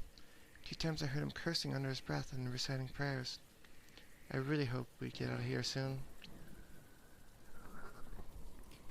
Day 8. Bang, bang, bang. A pounding sound came from the other side of the classroom, pulled me from my dreams. Bang, bang, bang. I stayed still to appear asleep, but cracked my eyes just enough to watch as the biology teacher smashed a chair against the steel door over and over. Bang, bang, bang. He was really losing it. Let us out of here, Mr. Jonas screamed as he tossed the chair to the side. I cannot do that, sir. A level 3 contagion has been detected. I sealed off the affected area, but you must stay isolated for your safety. A robotic voice hummed over the speakers. He screeched profanities at the camera on the corner of the ceiling. Some of the other boys were becoming aggressive as well. There had been some fights the last couple of mornings. Also some hands going where they shouldn't be going, back behind the fake plants and lab equipment. It seemed as though they were slowly devolving, becoming an enclosure of chimpanzees, like when you'd see at the zoo, but only hungrier. We needed out, or something terrible was going to happen. Day 10. We've been on a diet of tap water for the past 5 days. I felt dizzy every time I stood from my desk. The room would spin, and I'd almost black out. I kept my footing by sheer force of willpower. I had this irrational fear that if I passed out, I'd be eaten by my classmates, like a pack of hyenas on a gazelle, feasting on my intestines as they spilled across the tile floor. It sounded crazy if I said it out loud. When I looked around the room and saw all the hungry faces, I didn't think the idea was too far-fetched after all. Mr. Jonas hasn't said a word in over 12 hours. He's been sitting at his desk, carving something to the surface of it with an X-Acto knife. For the first time today, I just thought that maybe we weren't going to make it out of this. We were all going to die in this classroom. I hung my head and cried. Day 13. It's 3 days later. Mr. Jonas, stop, Micah cried. Don't you see? We have to do this. We need food. It's Survival 101. When the pack's suffering the most and food is scarce, they turn on their weakest member. It's simple biology. Survival of the fittest. Mr. Jonas had his hands around Trevor's neck, squeezing so hard that the boy's eyes were about to pop out of his skull. Trevor struggled beneath him, but he was frail and terribly small for his age. Micah grabbed a large beaker from the table and lifted it over his head. Mr. Jonas, stop now. Don't make me do this. But the teacher was long gone. His eyes gleamed with delight as the drool dripped from his forehead, down his chin, from salivating at the thought of a meal. I jumped to my feet as Micah brought the beaker down as hard as he could, Mr. Jonas said. It shattered to pieces on impact, knocking the teacher out cold. I helped Micah push him off Trevor. The poor kid was wheezing and gasping for air as tears streamed down his face. You're all right. It's okay. You're all right. Micah patted the kid on the back, trying to calm him as he wailed. Suddenly there was a scream like a war cry, and Mr. Jonas was airborne. He leaped across the desk and plowed into Micah. They both went sprawling across the tile. Micah resisted him, but Mr. Jonas ended up on top and began dropping his elbows viciously, with Micah's face causing blood to strew from his nose and mouth. Static filled my mind. I didn't think, I only reacted. I reached down and picked up a hunk of glass from the broken beaker, grabbed Mr. Jonas's shaggy hair, and pulled it back to extend his neck. I pulled the glass through his neck as hard as I could. I'd never seen so much blood before. It poured in a waterfall across Micah's chest. Mr. Jonas fell to his side once more, this time to never get up again. I stared at my blood-soaked hands. I felt nothing. No remorse. No fear. Only static. Suddenly the metal slats retreated into the ceiling and the door swung open. Lockdown protocol has been lifted. Please continue with your regular schedules. Lockdown protocol has been lifted. Your cheery robotic voice seemed so distant and out of place now. The other students gathered around me, just staring at the pool of blood. I think it was the hunger talking, but a part of me wanted to know what it tasted like. I think the others did too. Thankfully, before that could happen, a man in a suit strolled into the classroom. Hello, class. His perfect teeth gleamed under the LEDs. Before we could say anything, a team of adults in overalls poured into the room. Some began taking pictures of everything. Others started cleaning up Mr. Jonas. One man with gray hair dropped a large box on the teacher's desk and opened it. He then started throwing fresh fruit and granola bars to each of the students. We devoured everything they gave us. I started to feel more like myself after two bananas and 4 granola bars. They tasted like heaven, a sweet salvation. The first man with the nice teeth and the expensive suit walked until we were all done before he addressed us again. I know it's been a long 13 days, guys. I appreciate you all hanging in there. Alerted each of your parents that you've been cleared to go home. Classroom erupted in cheers as we all hugged each other. Even Micah, covered in gore, danced around excitedly. You'll all be able to go home soon, but first I need to do a little debrief with each of you before you go. I'm going to set up in the counselor's office, and Mr. Moses here is going to bring you one by one to get your account on what happened here during isolation. We all nodded our heads in agreement. Anything to get out of here. Mr. Moses, the man with the gray hair and the snacks, took us down one by one until we spilled our guts to the man with the nice teeth. When I gave my story on what it was like, I still felt numb, and when describing how I'd killed Mr. Jonas, I just felt nothing. It wasn't until I'd gotten home that evening that I broke down and wept. Once I was in my mother's arms, I cried and cried until I couldn't anymore, and I ate more food than I ever had. I shoveled pasta down my throat until I thought my stomach would burst. It was a good feeling, to be full, to be human again. Years later, while I was at university, a whistleblower had leaked what we'd endured at the school was a government cover-up for a top-secret experiment. There had been no virus, no contagion. It began as an experiment to test the artificial intelligence system they had at the school. Then it morphed into a social experiment to see how long we would last before someone was murdered or severely harmed. To test the boundaries of civility and morality under immense pressure, just in case there was a real issue with the code in the AI, and the scenario became a reality elsewhere. When I killed Mr. Jonas, it had ended the experiment. News had made me sick to my stomach. I was angry and disgusted for weeks. I was okay with it, though. You see, Trevor may have been the small, weakest member of the Pride, perhaps, but he was also a genius. With his hacking expertise, we were able to locate Mr. Nice Teeth and Mr. Moses. It's been 6 days so far, and every time they scream, I can't help but smile. The little experiment a few of us are conducting. It'll end when someone is murdered or severely injured. Maybe. Okay, a little twist at the end there. That they're now torturing. Okay. Interesting.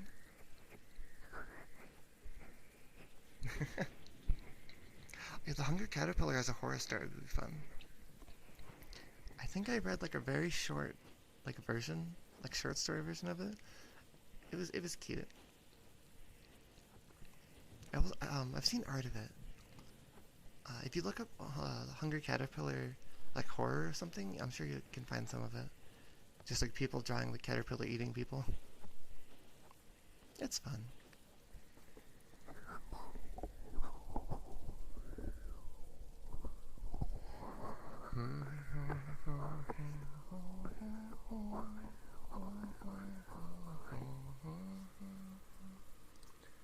Let's just hang out.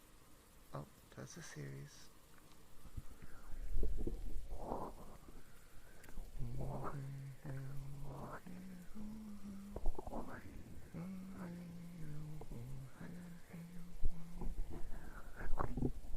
There's a horror story about CAPTCHA.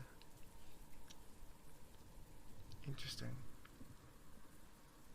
Okay, it's like really short. Let's see. What other good stories are in here?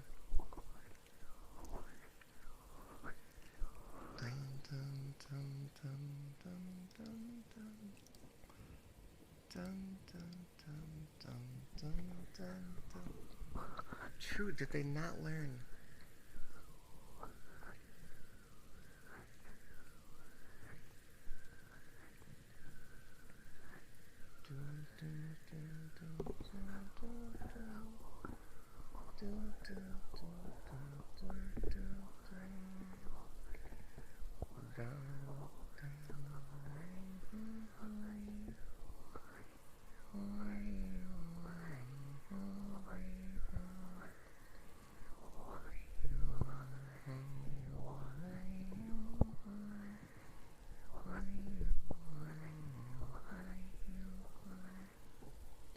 Found another story, but it's a little goofy. It's a little bit too goofy for me.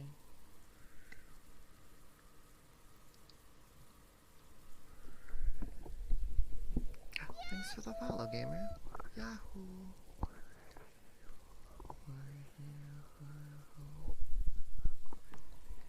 I've never read most of these.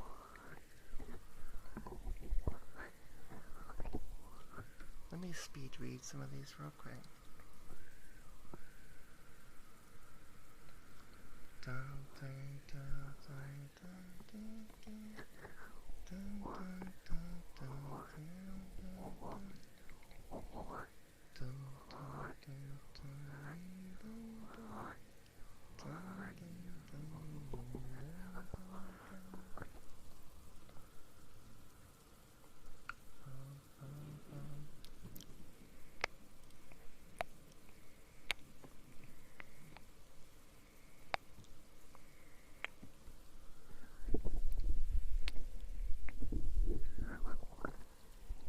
That would be a good story.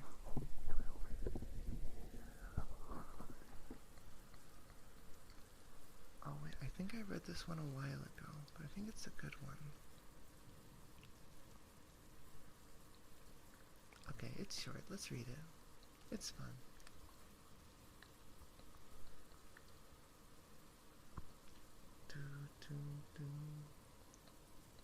Okay. Everyone says I had a baby. I started to go along with it.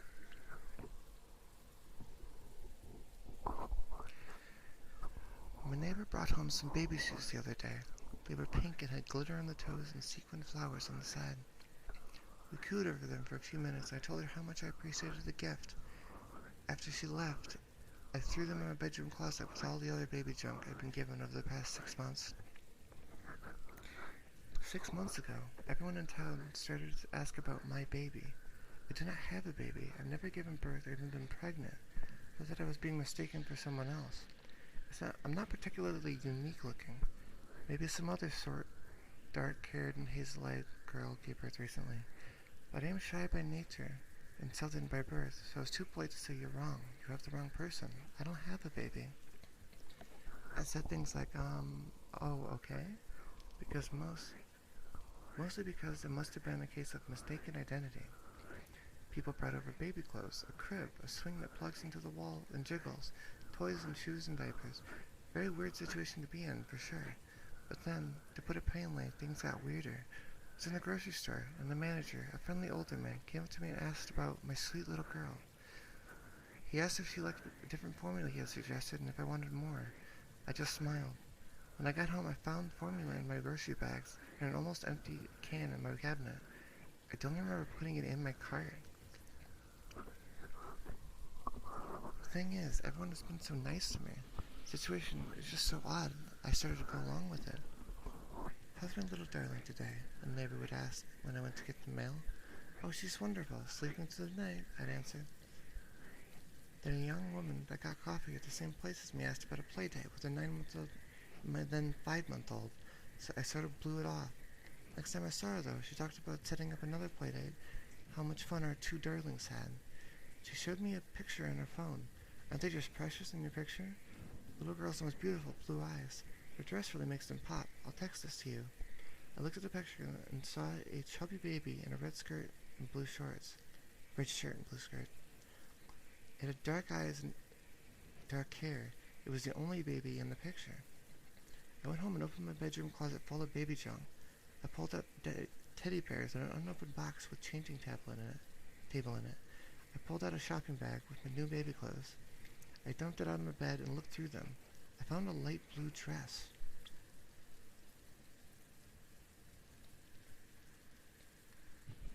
A few weeks ago, I decided to call my mom. Hello? She answered. Mom, it's me, I said. Oh, Pearl, hi. How are you? I asked. We don't talk often. I'm good. We're all good out here. She then paused and asked, and how are you two doing? Us, too? I asked hesitantly. No, don't act like that. I know I haven't been in touch much, but I do care about you and my grandbaby. She said sourly. I know, Mom. Oh, she's crying. I gotta go, I lied. Give Holly my love, she said, and hung up before I did. The thing is, Breakfast at Tiffany's has been my favorite book since I was a kid. I'd always thought Holly would be a great name for a kid I would eventually have.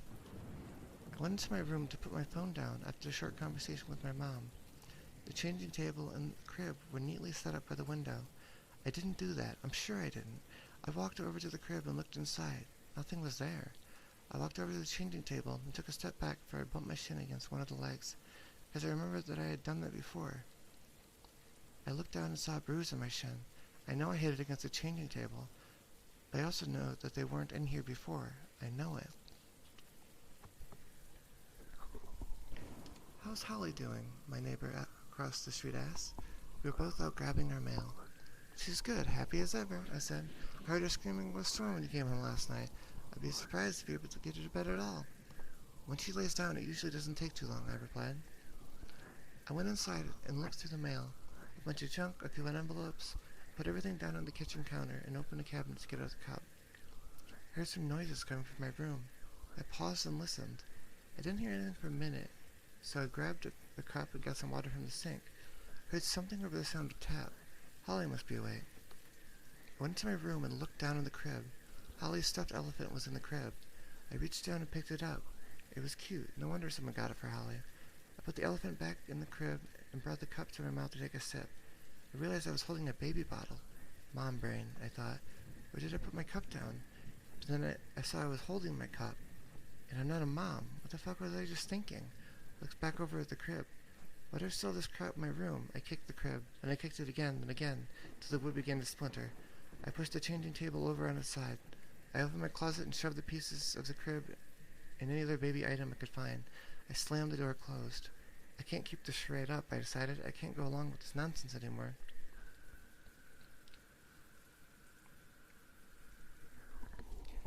I went to get coffee this morning. I was so tired. I felt like I hadn't slept all night. Bertha smiled at me. Your kid keep you up? She asked. No, I said firmly. Her smile wavered. I sat down at the table and drank my coffee. Some woman walked up to me. She asked how I was doing, how my daughter was doing. I'm fine, I answered, and left it at that. She sat at the table in a hushed and concerned voice. She asked me if I was experiencing any depression. She said that new mothers often feel like this. I'm not a new mother, I said. A man came in and quickly walked up to the table. He bent down and whispered something in my ear. It didn't register at first. What? I asked. You left your kid in the car seat in your car, he said again. I jumbled up and ran outside. I locked my car and opened my back seat. How could I be so stupid? I fucked up by to leave my kid in the car, but nothing was there. No kid, no car seat. I drove home. I sat in my bed and looked at the pictures on my phone. I looked at the picture of the chubby kid in the red shirt. I stared at it. Who is she? Where is Holly? There's only one kid in this picture, but everyone else says that there are two.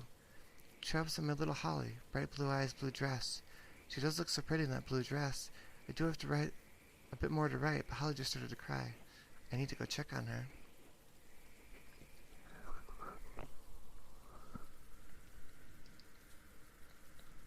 That's it. That's the lowest maintenance kid ever. It just takes care of itself. So what I think happened was the town collectively gaslit her into going crazy. I think that's the lesson to pull from this. Never believe anyone when they tell you something. Because they're just trying to girl boss you.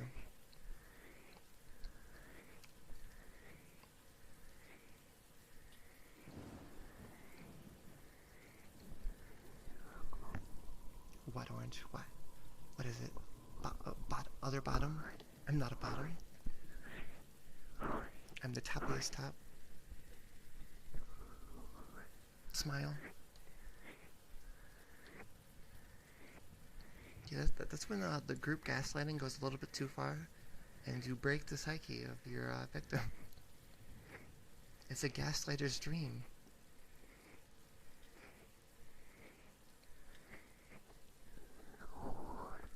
Interesting story. There isn't more to it, so it's just left to, you have to guess what's going on. I'm gonna say it's like probably like two realities like converging, and she's like the only one aware of it, but it's slowly getting her. I think I like going with that.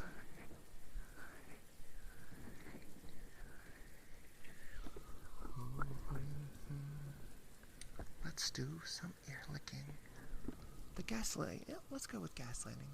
It was probably gaslighting.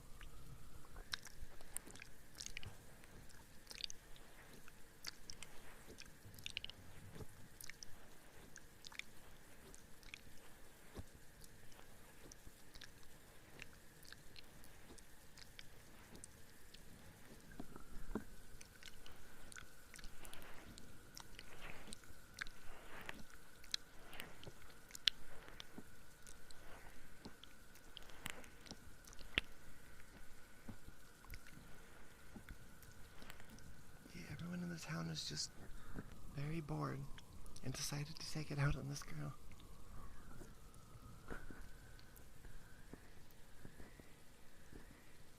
She's not just forgetting her. I mean, let's just assume maybe she lost it from the beginning, and she actually just doesn't remember having a kid, and she just gets like random little muscle memory bursts from when she was taking care of the kid. So maybe without thinking about it, she's just taking care of the kid. And she's gaslighting herself into not. Ooh, maybe. I've said the word gaslight so many times, it's lost all meaning. Let's do gaslighting ASMR. Gaslight. Gaslight. Gaslighting. Gaslighting.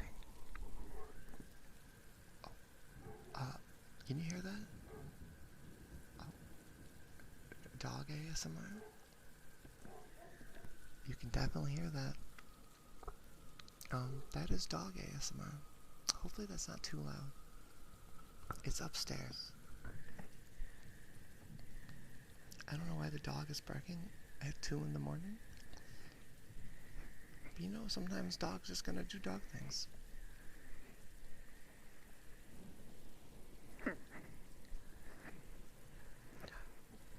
Gaslight. Gaslight. Chad is very cute. Gaslight. Gaslight, gaslight. Chat is full of girl bosses. Gaslight.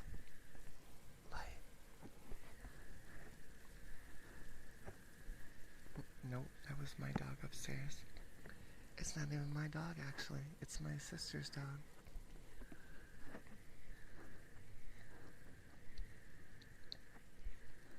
Okay, they seem to have stopped barking. Dogception. It actually was your dog, just barking in perfect sync with my dog.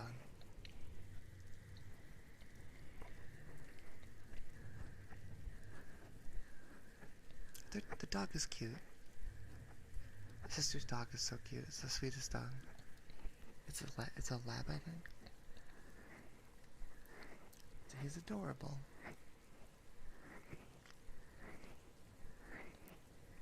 He likes to do the whole act cute in all moments, and hopefully you'll get food. We don't actually give him bad things, but if we ever drop anything, he's on it immediately. He did steal. You know, thinking about it, he is a little thief. Cause he stole my Taco Bell a couple weeks ago. There was a chicken quesadilla in the bag on the counter. And when I got up to go check if there was leftover dinner, there was shredded bag remaining. So that little shit ate my dinner. Shaking my head. I haven't posted any new pictures of my dogs in a long time. Maybe I'll take some sometime soon. Just to post. Because I think the last time I posted was when that channel was new. The Cute Critters chat.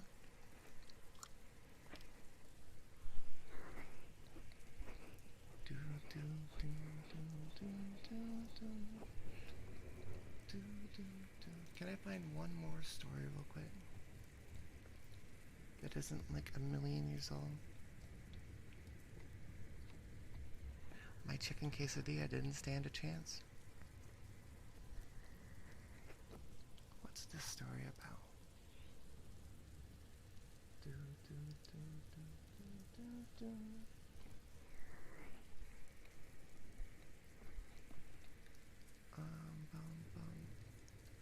Okay, this one is only part 1. We're just gonna read part 1. It looks cute though. So let's do part 1. It's called... Hold on, let me take a drink.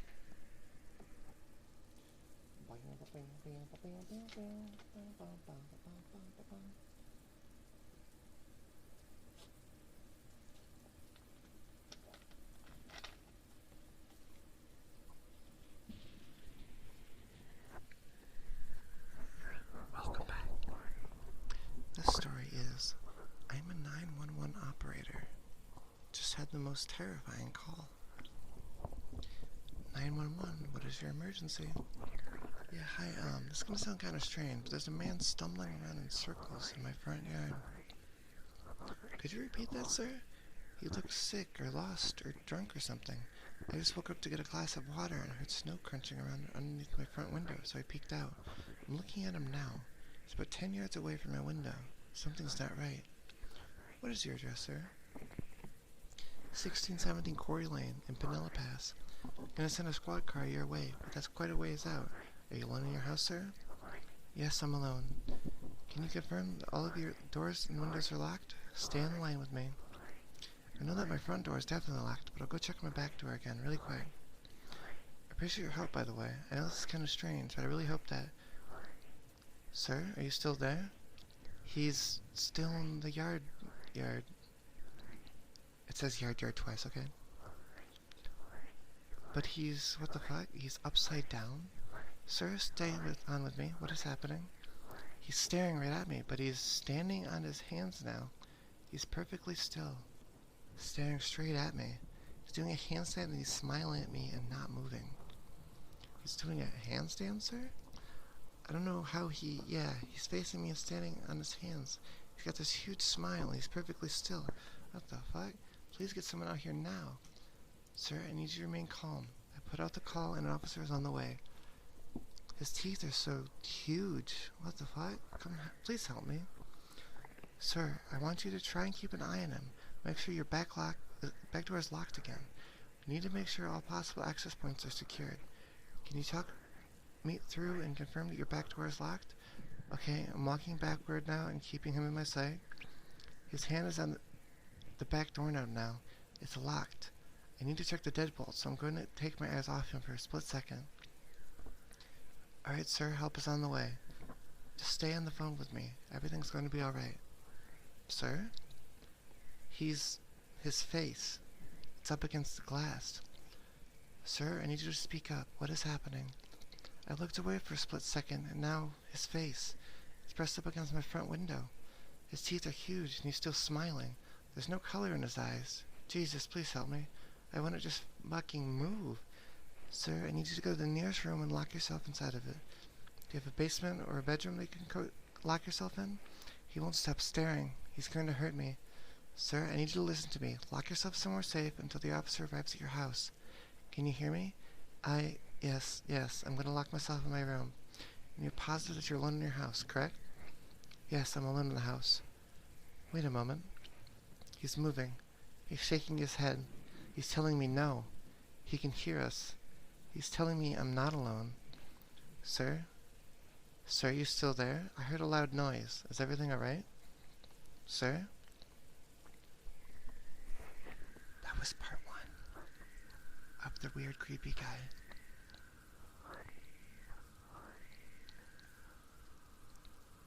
Okay, there's only one more part, and it's short, so we'll finish that. We have a weird, creepy guy. Okay, urgent update. Just got a copy of the very settling police report from the incident. This is very urgent, so I'll get right to it. I pulled some strings with my colleagues in the department. I was able to obtain a copy of the police report that the officer filed in regards to the call 2 weeks ago. I've got to be extremely careful at covering up the officer's personal information. The investigation is ongoing, and there's been some weird stuff happening. You'll see what I mean below. The office and news departments are in a frenzy trying to keep the details quiet for now. There's a palpable feeling of uneasiness circulating around town. My bosses find out that I'm posting this here and lose my job, so be it. This is the only official statement being released to the public tomorrow morning. Ashland Police Department advises all homes and businesses within 5 miles of 1617 Quarry Lane, Pinella Pass to secure all doors and windows by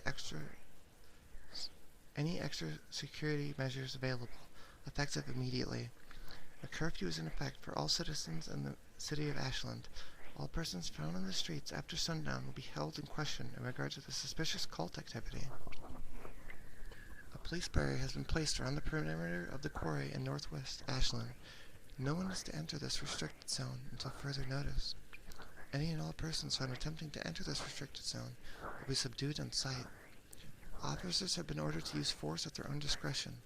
There will be no exceptions. And here's a transcript of the official actual police report filed by the officer that arrived on the scene. I don't know how my friend got a copy of this. Honestly, I don't want to know. Begin report. And here's the transcript. Right. Officer blank approached the premises of 1617 Pinella Pass at 4:37 a.m. February 9th, 2015, in response to a 911 dash report of a suspicious person. The officer immediately noted that there were no lights on in the house, and there was no response after the officer repeatedly knocked on the door while identifying himself. Officer redacted, then noticed a series of erratic footprints and handprints in the snow leading up to the home's bay window. Officer redacted noted no evidence of forced entry into the home through the bay window. Upon examining the rear of the house, the officer noted another set of footprints originated from the edge of the quarry, approximately 20 yards from the house, leading directly towards the back of the house. The prints were spaced extraordinarily far apart, indicating this individual was able to cover an immense amount of ground in relatively few strides. The officer then noted a series of marks, presumed to be hand and footprints, leading directly up to the aluminum siding of the house and ending immediately under an attic window on the third floor. The officer noted that the attic window appears to have been broken into from the outside. There were no ladders or cables visible that could have assisted in the invader in reaching the third-story window. Author's note: in the copy of the report that I have, the sergeant of the police department circled this section and wrote in margin, "What the hell? Investigation and verification needed immediately." Upon the completion of the officer's survey and his inability to enter the house without the lawful warrant, Officer Blank began driving away in a squad car at approximately 4:43 a.m. as he was calling the station to report his findings. He claims to have witnessed several pale, smiling faces appear in every window of the house, each wearing an expression of what he later described as eager and amused curiosity. End report. As I said, the city issued curfews and information about the restricted zones will be announced tomorrow, but I thought I would alert everyone here first. As far as I know, the exact details of the report are being held in confidentiality because, as you can see, some unsettling things surrounding the entire incident. Author's note: as I was uploading all this information, another coworker friend of mine from the emergency dispatch called to me to inform that the officer who was called to the scene has gone missing. You'll definitely hear about that tomorrow if you live anywhere near the area. Police units from nearby counties are being brought in to assist with the search. I say this as a dispatcher. Please take these ordinances seriously and report any suspicious findings to the authorities. According to my friend, the officer's wife was the last person to have seen him. Apparently, as he was leaving the house, he muttered something about wanting to check that house again. The cop checked the house. Again, that wasn't a good idea. My favorite dishes.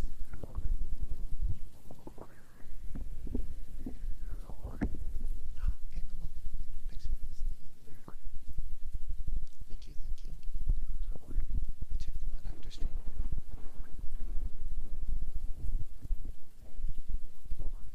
The most cursed pasta. Yeah, it's fun.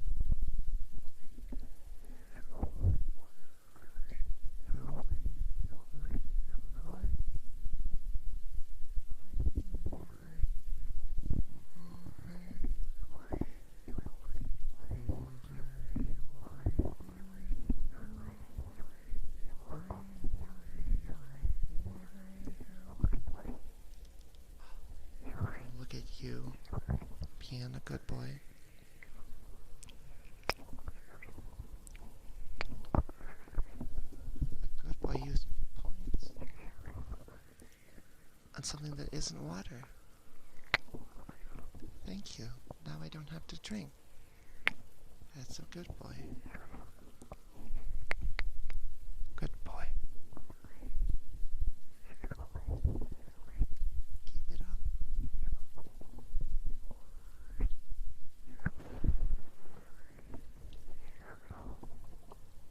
Yeah, this is fun.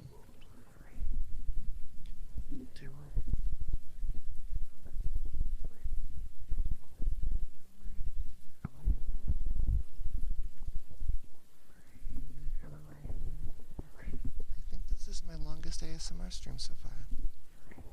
Yeah, it's been almost 4 hours.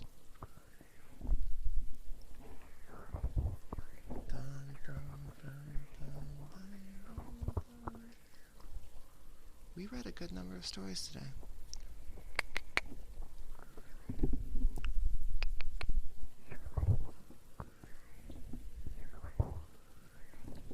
Oh, is the ASMR horn, is that not enabled? Oh, okay, now it's enabled. I forgot to tick it on. Yeah, I'll probably do Devil in Me tomorrow. Maybe. I'll think about it. Most likely, yeah. If it's not, it'll be DVD. So I'll probably get Devil in Me. The games aren't too long, so we can probably marathon that all tomorrow.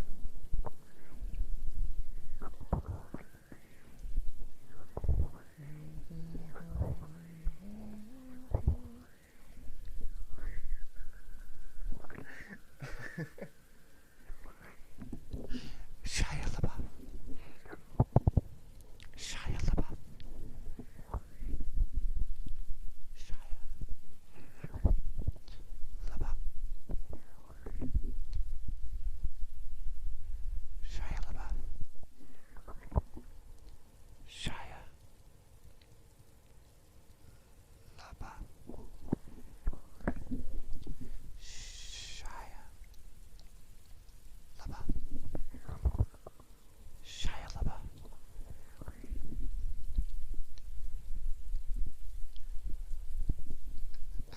cannibal Shia LaBeouf.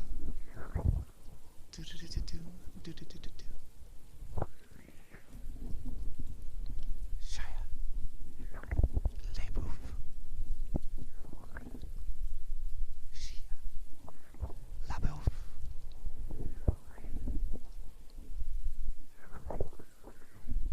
Shia LaBeouf.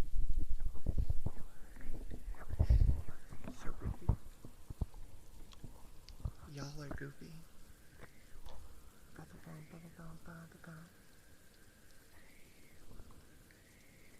It was a good song. I remember listening to it like on repeat a long time ago.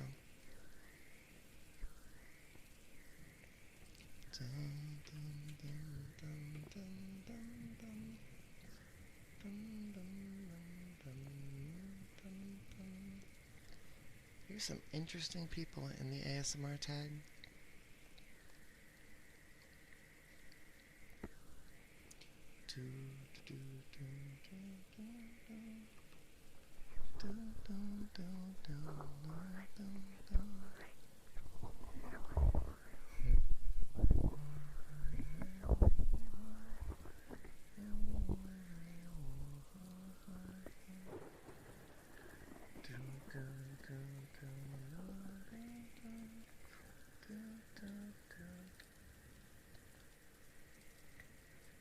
Okay, chat, we're gonna raid this person.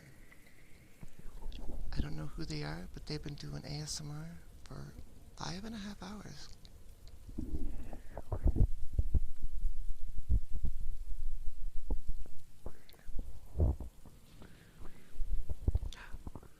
I thought better of you than to do that. I'm not mad. Just disappointed.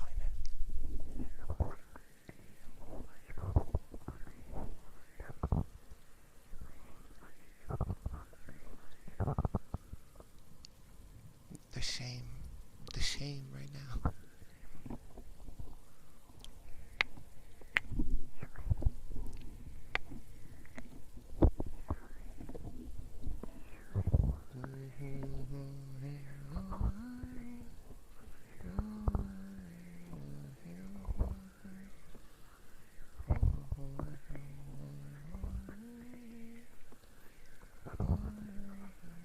I'm gonna unmute this person really fast just to see if they're actually doing ASMR.